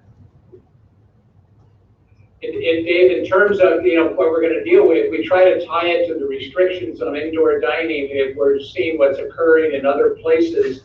So then maybe we get 25% capacity of indoor dining, and then maybe it goes to 50%, and then maybe it goes back to 25, and then, you know, maybe, I mean, who knows? You know, the future's unpredictable, and, but it's unpredictable, but it is most likely limited for a significant period of time. so make the condition when full indoor dining resumes, the Russell sidewalk expires. And then it seems like they would be as whole as we could make them. I think on this one, we might have to have two motions. Okay. I don't see why we would automatically revoke it. I'm happy to put added requirements and again, make it subject to earlier review. I think we just make it a year, to be reviewed, and we can even make it a year for the Russell Street side to be reviewed. Again, taking the position that the railroad is a permanent, long-term, wonderful addition to downtown. And I mean, I think, you know, we're in September, but when they get it up and running, it's gonna be, you know, probably used a little bit less throughout winter, spring. That'll give them 3 or 4 months next summer to really get it going and see what the true impact is, as opposed to just speculating. So, yeah, so my point of view is coming from the fact that this has been, you know, an ongoing thing for a couple of decades, you know, and I know it's business district on one side of the street, but, you know, people on the other side of the street still need some consideration. Okay, so have enough for a motion? I think so. It's gonna be, but I don't know how specific we need to be. Dave Doswell? I'm here. Okay. Well, I just before you go, first up, Cole hasn't shot himself by now. I would ask Cole if he is agreeable to some sort of compromise on Russell. And remember, if you say a year, 4 of those or 5 of those months are going to be rainy and cold weather. So you mean a year of actual operation where they have use of the outdoors? Or do you mean a year as far as the calendar goes, starting, you know, September of 2020? I'd say a year from when this becomes effective, which would be 30 days from today if it passes. 10 days. 10 days from today it takes effect. Oh, 10 days. Okay. Well, that's fine. And then I would ask Cole if he's agreeable to a compromise on Russell Street, because essentially that's his ROI comment is he's going to make an investment that's got to be at some risk of maybe having to go away in a year's time. I would stick to the pilot program, which the first people to do this was Durgovich Winery, and they did it on an 18-month period, and I'd stick with that. I'd actually like to tie both of the projects as one, because that's how we costed it out. Both projects, what do you mean? Well, both streets would be reviewed. Russell and Railroad. The improvements for Chewy's and for Preserve from the point of view of the landlord. Okay.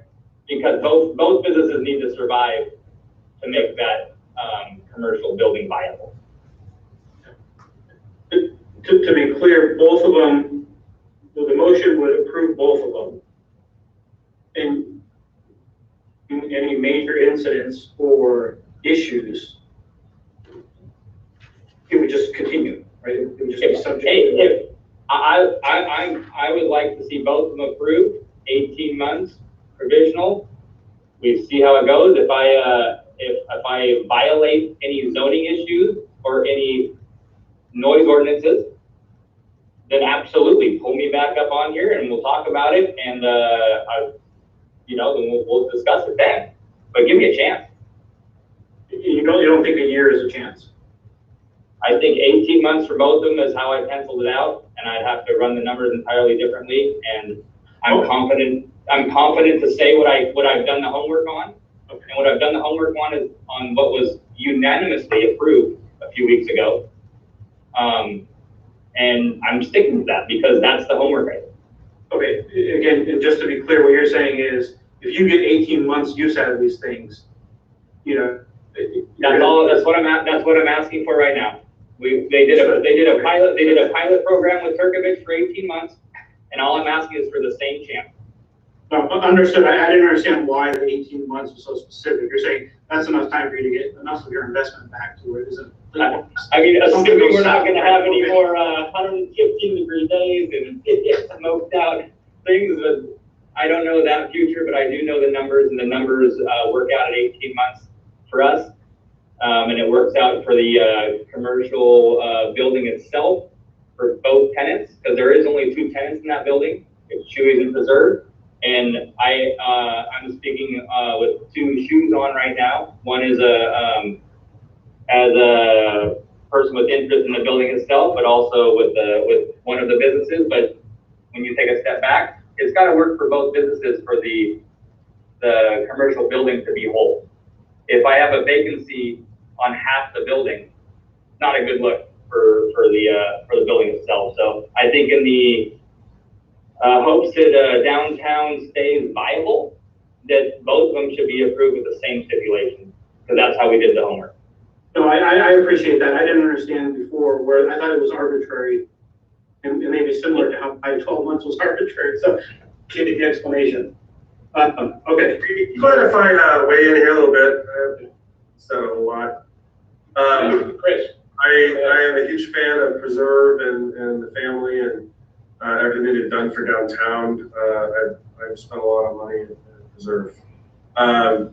Yeah, I know. And I like the fact that it's there. But I also will say that usually when I round the corner and it's a busy night, I do have the feeling like, wow, this is really loud. I'm glad I live further up Russell. So that is a definite issue. And it comes down to kind of a rights of the zoning versus the people that live there and the 2 parties working together to work it out. So that's the way I see is one thing there. I think the noise issue and the fact that people are going to hang outside there and the fact that there's houses there is an issue. I don't know if you can ever fully make it right for either group.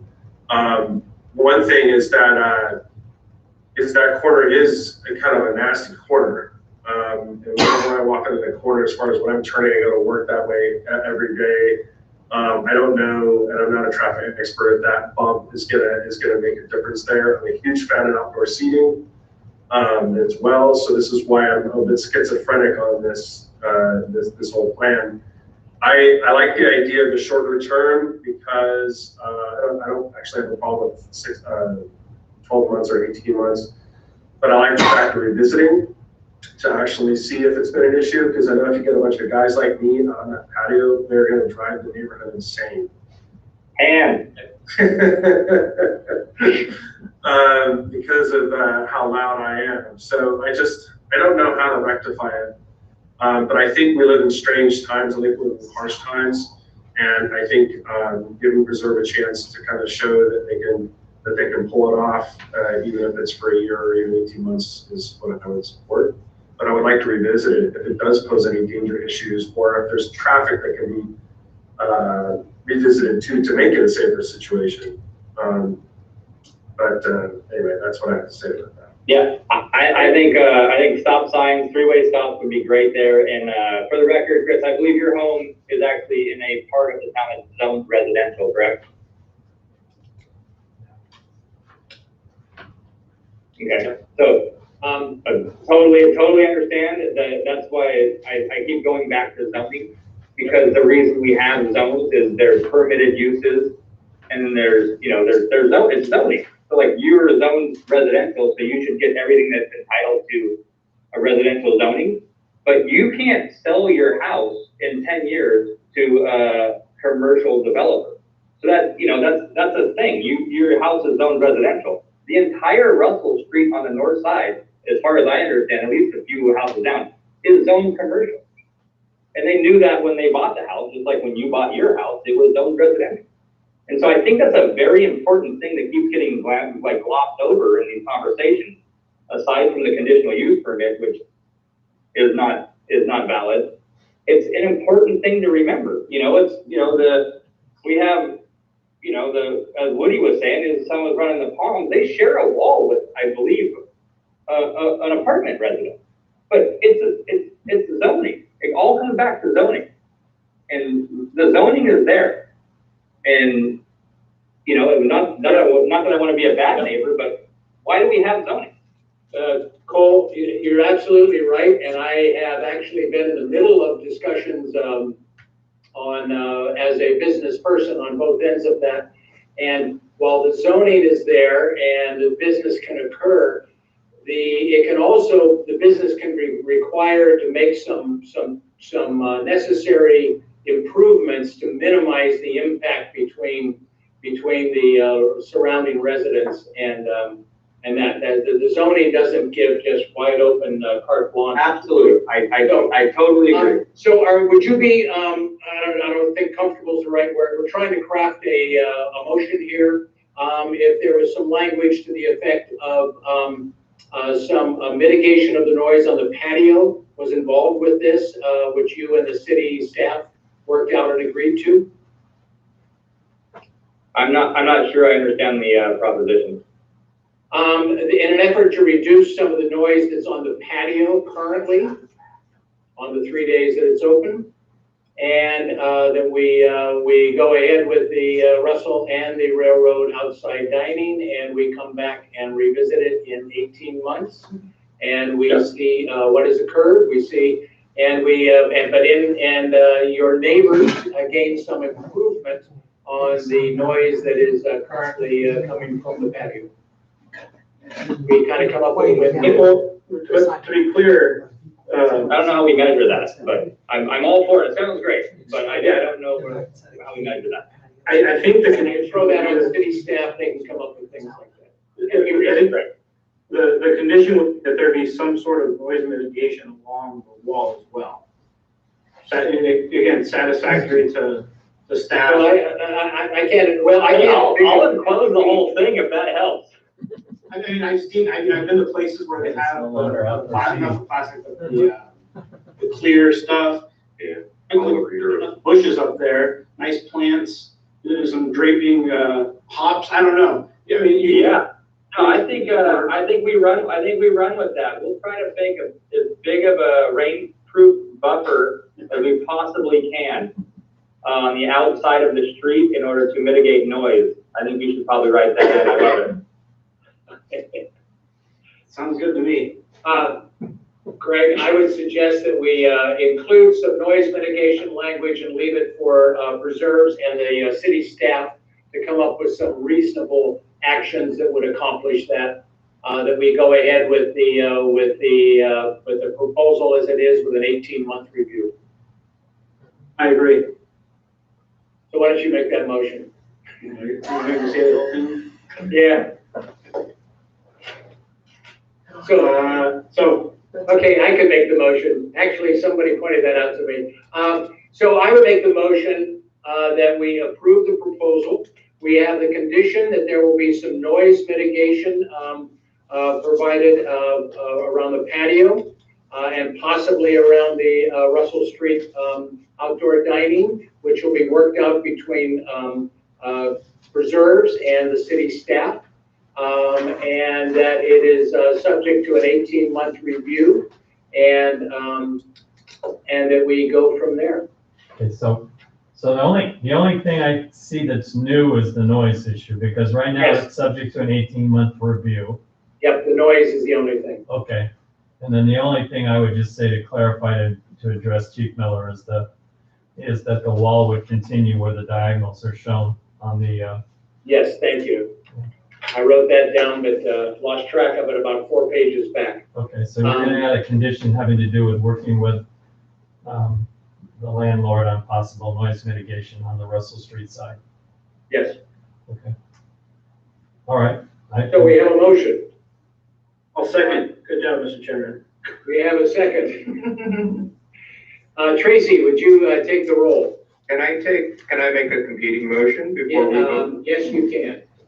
I would like to move that the previous motion, we add that the Russell outdoor dining portion expires when complete full indoor dining, not expires, but comes up for review when full indoor dining is then allowed, which could be before the 18-month period. That way the Russell part would be looked at again quicker. So basically it would say that the Russell Street outdoor dining would be reviewed when the county allows full indoor dining again. And then the rest of it, I'm limited. I don't know. And then I would ask. And the other one, and then this one, or? Well, you would sort of modify, I would stand with my motion because I think we're splitting hairs. I mean, I'm totally guessing, but I think we're gonna be wrestling with indoor dining and COVID-19 for a number of months. This has to get built, it has to get installed, but then we get into winter where it's a minimal thing, and then we're back into spring and summer where we actually find out how it works. 18 months is, Wasn't sure at first. I don't know. No, he doesn't. I would stand by my original motion, and the other commissioners, if they like your idea better, can defeat my motion, and then you can make a motion. How about that? Well, I've made my motion, so okay. It stands with no second, so. So do we have a second for, I'll withdraw my motion if we have a second for Dave's motion. Nope. Dave, you're a lone voice in the wilderness. Okay, well, I tried. Okay. I like your idea, Dave, but I think 18 months is gonna come off real quick. It seems like a long time and it'll be tomorrow. So we have a motion, we have a second. Tracy, would you take the roll vote, please? Yes, Commissioner Adams, No. Commissioner Northrup, Yes. Commissioner Rose, Yes. Commissioner Schrupp, Commissioner Altamirano, Yes. Vice Chair Contreras, Yes. Chairperson Meyer. Yes. The motion carries. Thank you, everybody. Thank you, all the concerned neighbors.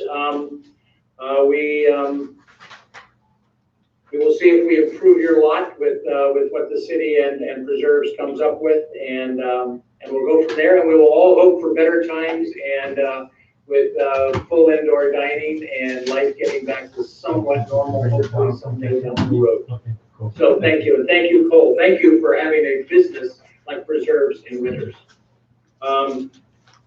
Dave, on to item C.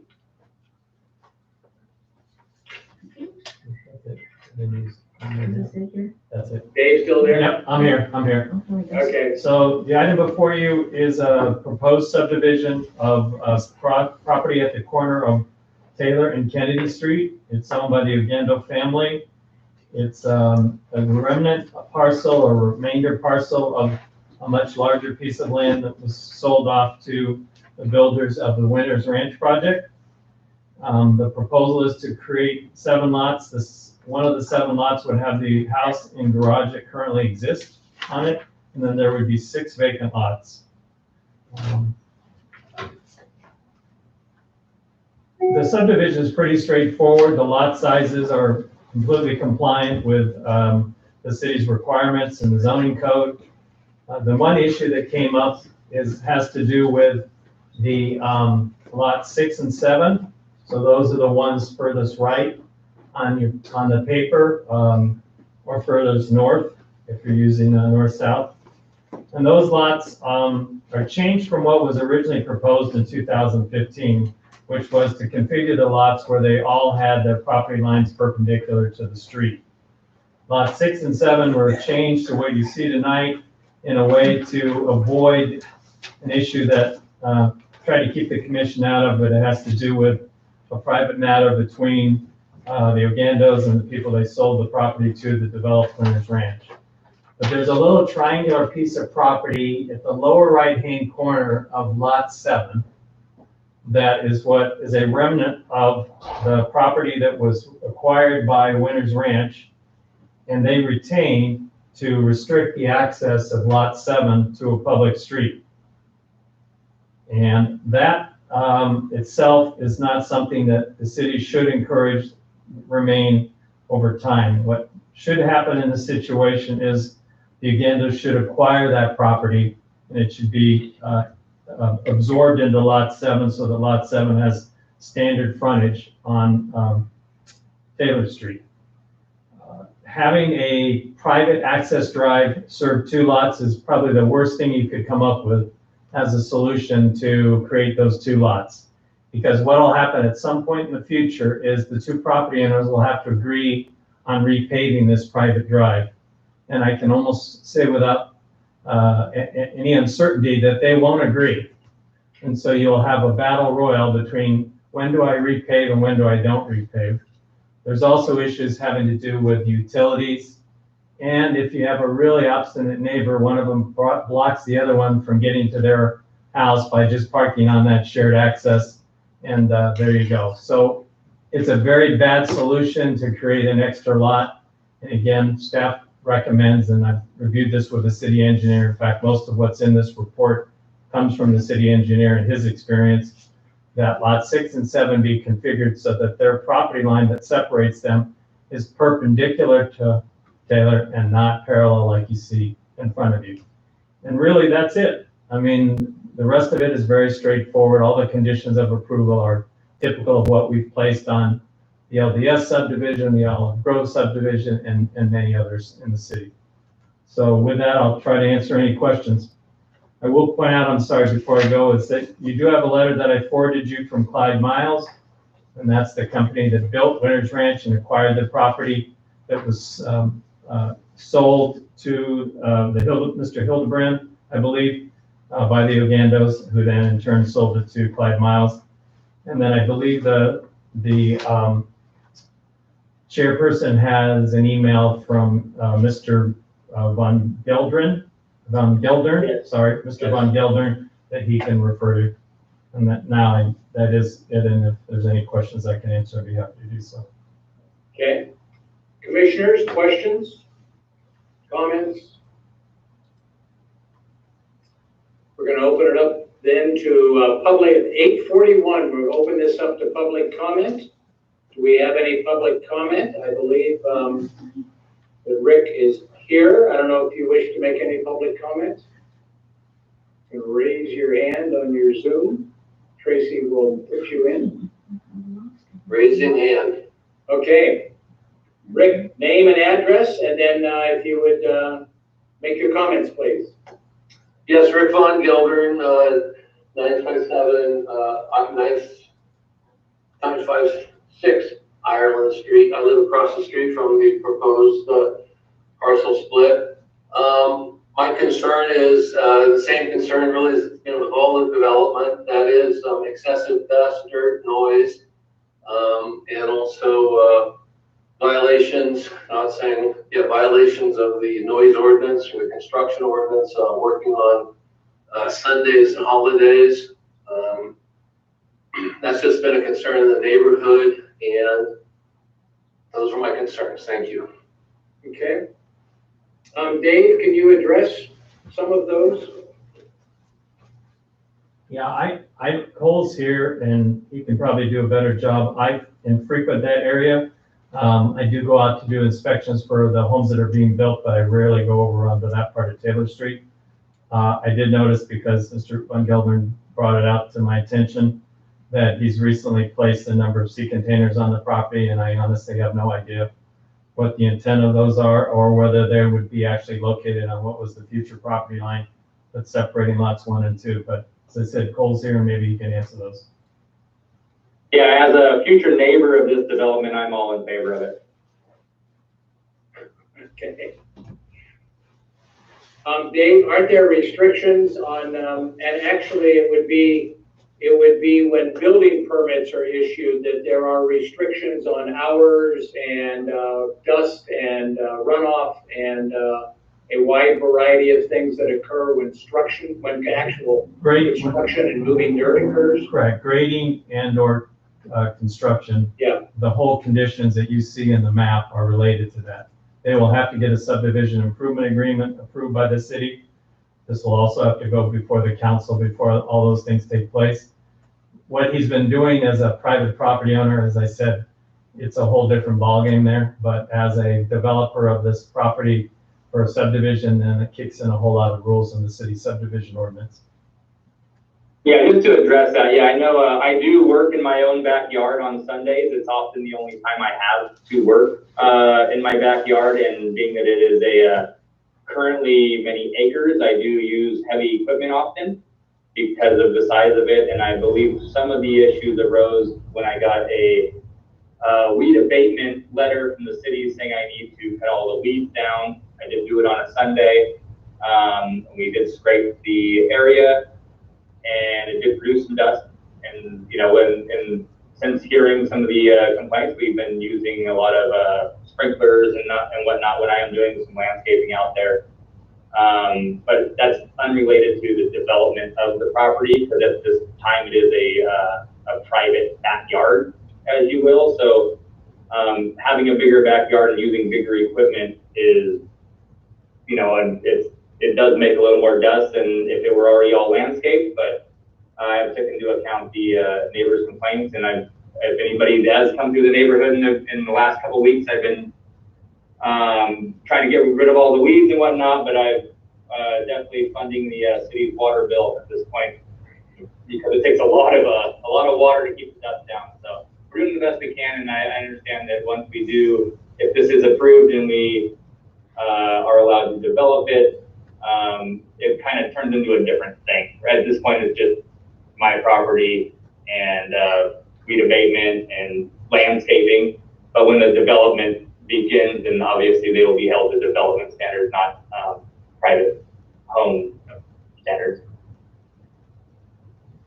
And Dave, if I read that right, the staff's proposal is to not approve the map as submitted, but to approve the original map that was submitted a number of years ago on this project? Essentially, at least as it relates to lots 6 and 7. I know the original 2015 proposal showed subdividing lot 1 further into 2. And at the time when I first saw it, I told the property owner then that you can't split the garage off from the main house. The main house is required to have a garage. And so if you're going to do that, you're going to have to build a garage first on the property that the main house would be on. And then you'd have to tear down the garage that would be on the new lot. So we went from 8 lots to 7 lots, essentially like you see, except for lot 6 and 7, which again have gone from a perpendicular property line to a horizontal property line. Okay. Commissioners, questions or comments? And actually, we need to open it up to public comment, or I don't think I did that. Question? Yes. Yeah, I don't know if it's related per se, but who put the containers up? What's the purpose for that? I put them there, and I'm planning on the garage that is that Dave talking under the other name? Is there a different name? Is Dave talking under Tracy's name? Is that what's going on? Yes, Dave's on Tracy's name. Yep. That makes way more sense. Okay, so I was wondering where Dave was. But those are, I put those there, and the garage that he's talking about is actually a four bay garage. And so I'm wanting to get the floors redone. And so I need a place to put all the stuff I have in the garage. I need to have a place to store it while I redo the floors. So that's basically what those are doing. I'm gonna move all the stuff from the garage into those containers so that I can rehab that garage because it's 40-something years old. And the guy that can't put his face up over there, hey Dad, move your camera down. There you go. Those containers sealed at the top? Those containers, are those containers sealed at the top? All right, sorry, I lost batteries in this thing. Can you guys hear me now? Yes. Yeah. Okay. Oh, it went all the way out. Okay. So yeah, that's the. Are the containers sealed at the top? Are they locked? Yeah, they're just standard storage containers. You see them all around town. They're all over the place. Yeah, they're seaworthy. They're class 2 shipping containers. So you know. How tall are they? How tall are they? They are 8 foot by 9. The height. And they're 8 foot wide by 9 foot high by 40 foot long. And there's 3 of them. There's a 20 foot container as well there, which is 8 by 8, I believe. Is a permit required for those? Not that I know of, but. Okay, yeah. Every day. Thank you. No, I don't believe there is. And this is the planning commission. Maybe you guys can tell me if there's a permit required to have a shipping container on a piece of property. There were some questions raised about those, and Dave, the city and Cole, I believe, are interacting on them, and Dave is following up on that with some communication, and we'll clarify what those are, where they are, and how long they'll be there, and but those really don't relate to the map that we're reviewing tonight. Yeah. City will follow up on that. Yes, Dave. So I think the only issue I really have is those 2 lots that are with the funny driveway. I think that doesn't look good to have, it'll end up with a big fence line there along Taylor, and those kind of blank areas just don't look good in the neighborhood. And if I understand the issue right, the reason it's designed that way is because they don't already have the triangular section. But the Mills folks have indicated they're willing to transfer it somehow. I don't know what's involved, but I would like to see those 2 lots have the houses face out on the street rather than creating a long fence that's going to essentially go all the way down to Taylor with the lots behind it too. I just don't like those big areas of fence and no house. So I would prefer to see this approved with those lots the houses facing into the street and not the driveway. Okay. Is that doable? It's doable. Well, it would be, actually what it would be, we would disapprove this map. And we would express our willingness to approve a version of the original map, which has both lots onto Taylor. I believe that would be the process. So we'd have to have the map come to us again? No, just direction as to your intent is that it be configured more like the 2015 submittal. Yeah, so when people comment, I'd love to hear what they have to say about that specific part of the map. Okay. Other comments, commissioners? I don't know, I don't think I opened it up to public comment, but anyways. Yeah. Is there anyone, 8:52 public comment, would anybody like to speak to this? He opened it at 8:41. Tracy, I didn't hear you. You did, you opened it at 8:41. Thank you. Then, but nobody wanted to speak, right? Mr. Von Gelden and Cole spoke. Oh, we had Rick, you're right. I'm getting, this meeting's gone too long. And do we have anyone else who wants to speak? I don't see anybody. Okay, we're going to close the public hearing at 8:50. I always forget to close the public hearing. So now that's closed. Commissioners, further discussion, questions or motions? Yeah, just, Dave, can you clarify what the owner's position is on that lot divide? So- Have you said about the fact? So the reason it's reconfigured the way it's shown in the map that you have in front of you was because they wanted to exclude the triangular piece, which was shown in the 2015 proposal, because they know they'll have to acquire it from Mr. Hildebrand and Mr. Peterson, who retained, or I'm sorry, Mr. Peterson, who's part of Clyde Miles, who retained ownership of that little triangular piece. And so that's going to sort of force them to, I guess, work out a solution on a much bigger problem that has been out there for quite some time. But that's why they did it. So they wouldn't have, as it's shown now, they wouldn't have adequate street frontage. Lot 6 would obviously have no frontage. Lot 7 would have under the normal required amount of frontage. So you'd have to get 2 exceptions to the subdivision ordinance just to approve it the way it is now. And there's no reason to grant them an exception because there's nothing that's prohibiting them from configuring it correctly, except for the fact that they have to somehow acquire the triangular piece and merge it into lot 7. That's the only reason.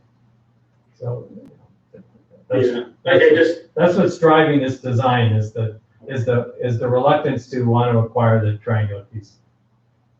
I'm a little bit uncomfortable forcing them into a position where they have to go negotiate for, something that is a condition to doing the rest of the project. It seems like we're putting them at a disadvantage. Well, the alternative would be not to let them have two. But approving, yeah, approving a bad design is a bad design of lots and homes and street frontage and parking issues is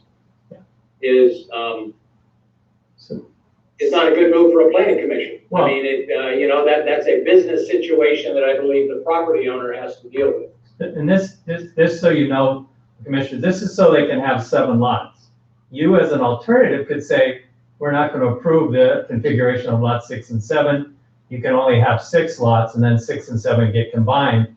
And then the issue of the triangular piece becomes a little less of an issue. So that's your alternative is you could simply say, no 7 lot subdivision, only 6. How big a piece of land is this triangle piece? Is it inside the sidewalk on Taylor? It's so because right now the way everything is, it looks like it's part of the property. You couldn't drive down Taylor Street and determine where this property was in relation to the rest. It's a very small piece of property. I mean, it's I would guess somewhere around 300, maybe 400 square feet. It's not very big, but it's enough to prohibit access to Taylor Street.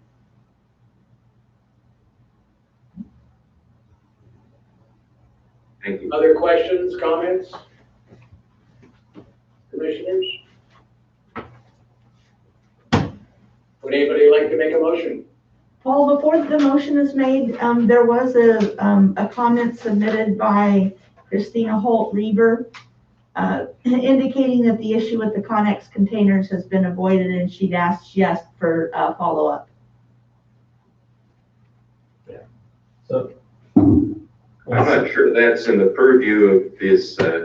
It's not, yeah, the city, I think we can say the city is following up on that. I checked on that with Dave and the staff has communicated with the property owners and is following up to make sure that the containers are appropriate and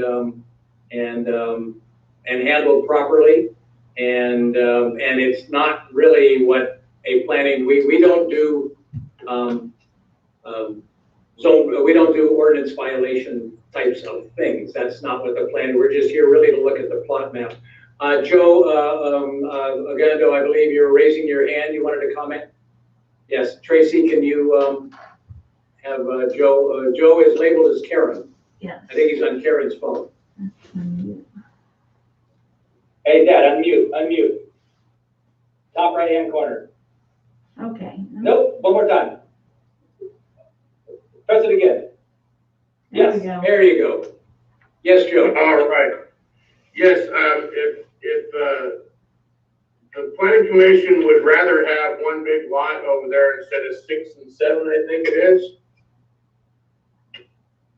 That's fine with me. I'll get, Bonello, Laguna and Mickle to redraw the map. I'm just trying to get it subdivided, and then go from there. Does that make sense? Okay, Okay. thank you. And Dave, that's one of our options? Yes, it is, because theoretically it would comply with the subdivision ordinance, and I think you've been told before by the city attorney that you have to come up with some pretty strong reasons to deny a project when it's consistent with your general plan and your zoning code. So yeah, it would just become a 6-lot subdivision, and lots 6 and 7 would become 1. Okay. So commissioners, would someone like to make a motion? Does that shed any light? I think you could do it with a 2-part on lot 6 and 7, that if they were able to resolve the issue involving the triangular piece, that you would approve 7 lots with the original configuration that was shown in 2015. Or if they're unable to, then you're recommending that the council only approve 6 lots, with lots 6 and 7 being combined. I would move that. I move that. You move what Dave just said. If I don't We have a second on what Dave Adams, motion that Dave Dunswell said. We have a second from Greg.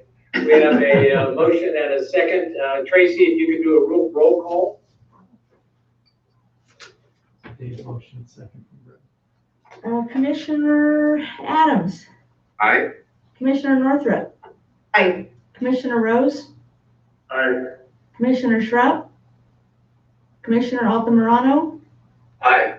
Vice Chair Contreras, Aye. Chairperson Meyer. Aye. The motion carries. Commissioners, any other comments or anything before we close the meeting? Thank you for your time. Thank you for a very long evening, but I think we went over a lot and accomplished a lot. And with that, the Planning Commission meeting is closed. Thank you. Yeah. 9:01.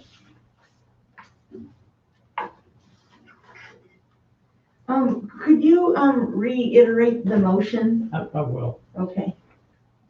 Send me an email. Oh, okay, okay. When you come in on Thursday, can Okay. you please clarify what the motion was? Because right now, if you ask me Okay. my middle name, I I know. debated with you. 2.5 hours? Did you guys, is that special just for me?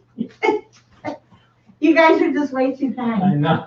I knew this was Wow. gonna go off the railroad tracks. Well, I knew that talking about preserve, I know that's just a very Sensitive sticky- subject. Yes, yeah. Yeah. And I feel for the neighbors, but it is zoned, but, I mean, he can do some things to help calm I that. mean, from what I was told, when it was an Irish pub, oh my God. Oh, yeah, that was, and it was nasty. Yeah. It was dirty and Well, yeah. I told you, when I came here a couple times when I was going to UC Davis, it had 2 reputations. Uh-huh. You didn't want to go into any of the bars or restaurants. Okay. And it was a speed trap. Everybody said that if you were going up to Berryessa, the minute you entered Winter city limits to the minute you left, and this is the mid-70s, do not go over the speed limit. Really? They'll pull your ass over just for, Well, yeah, because there used to be Judy's down there, and then the Wild Ox was right here, and it's like, yeah, this is nasty They bars. said, you're not the right kind of guy to go to those bars. Stay out of there unless you want to get into a fight. And so we never did. You bunch of stupid college kids from UC Davis coming over here and going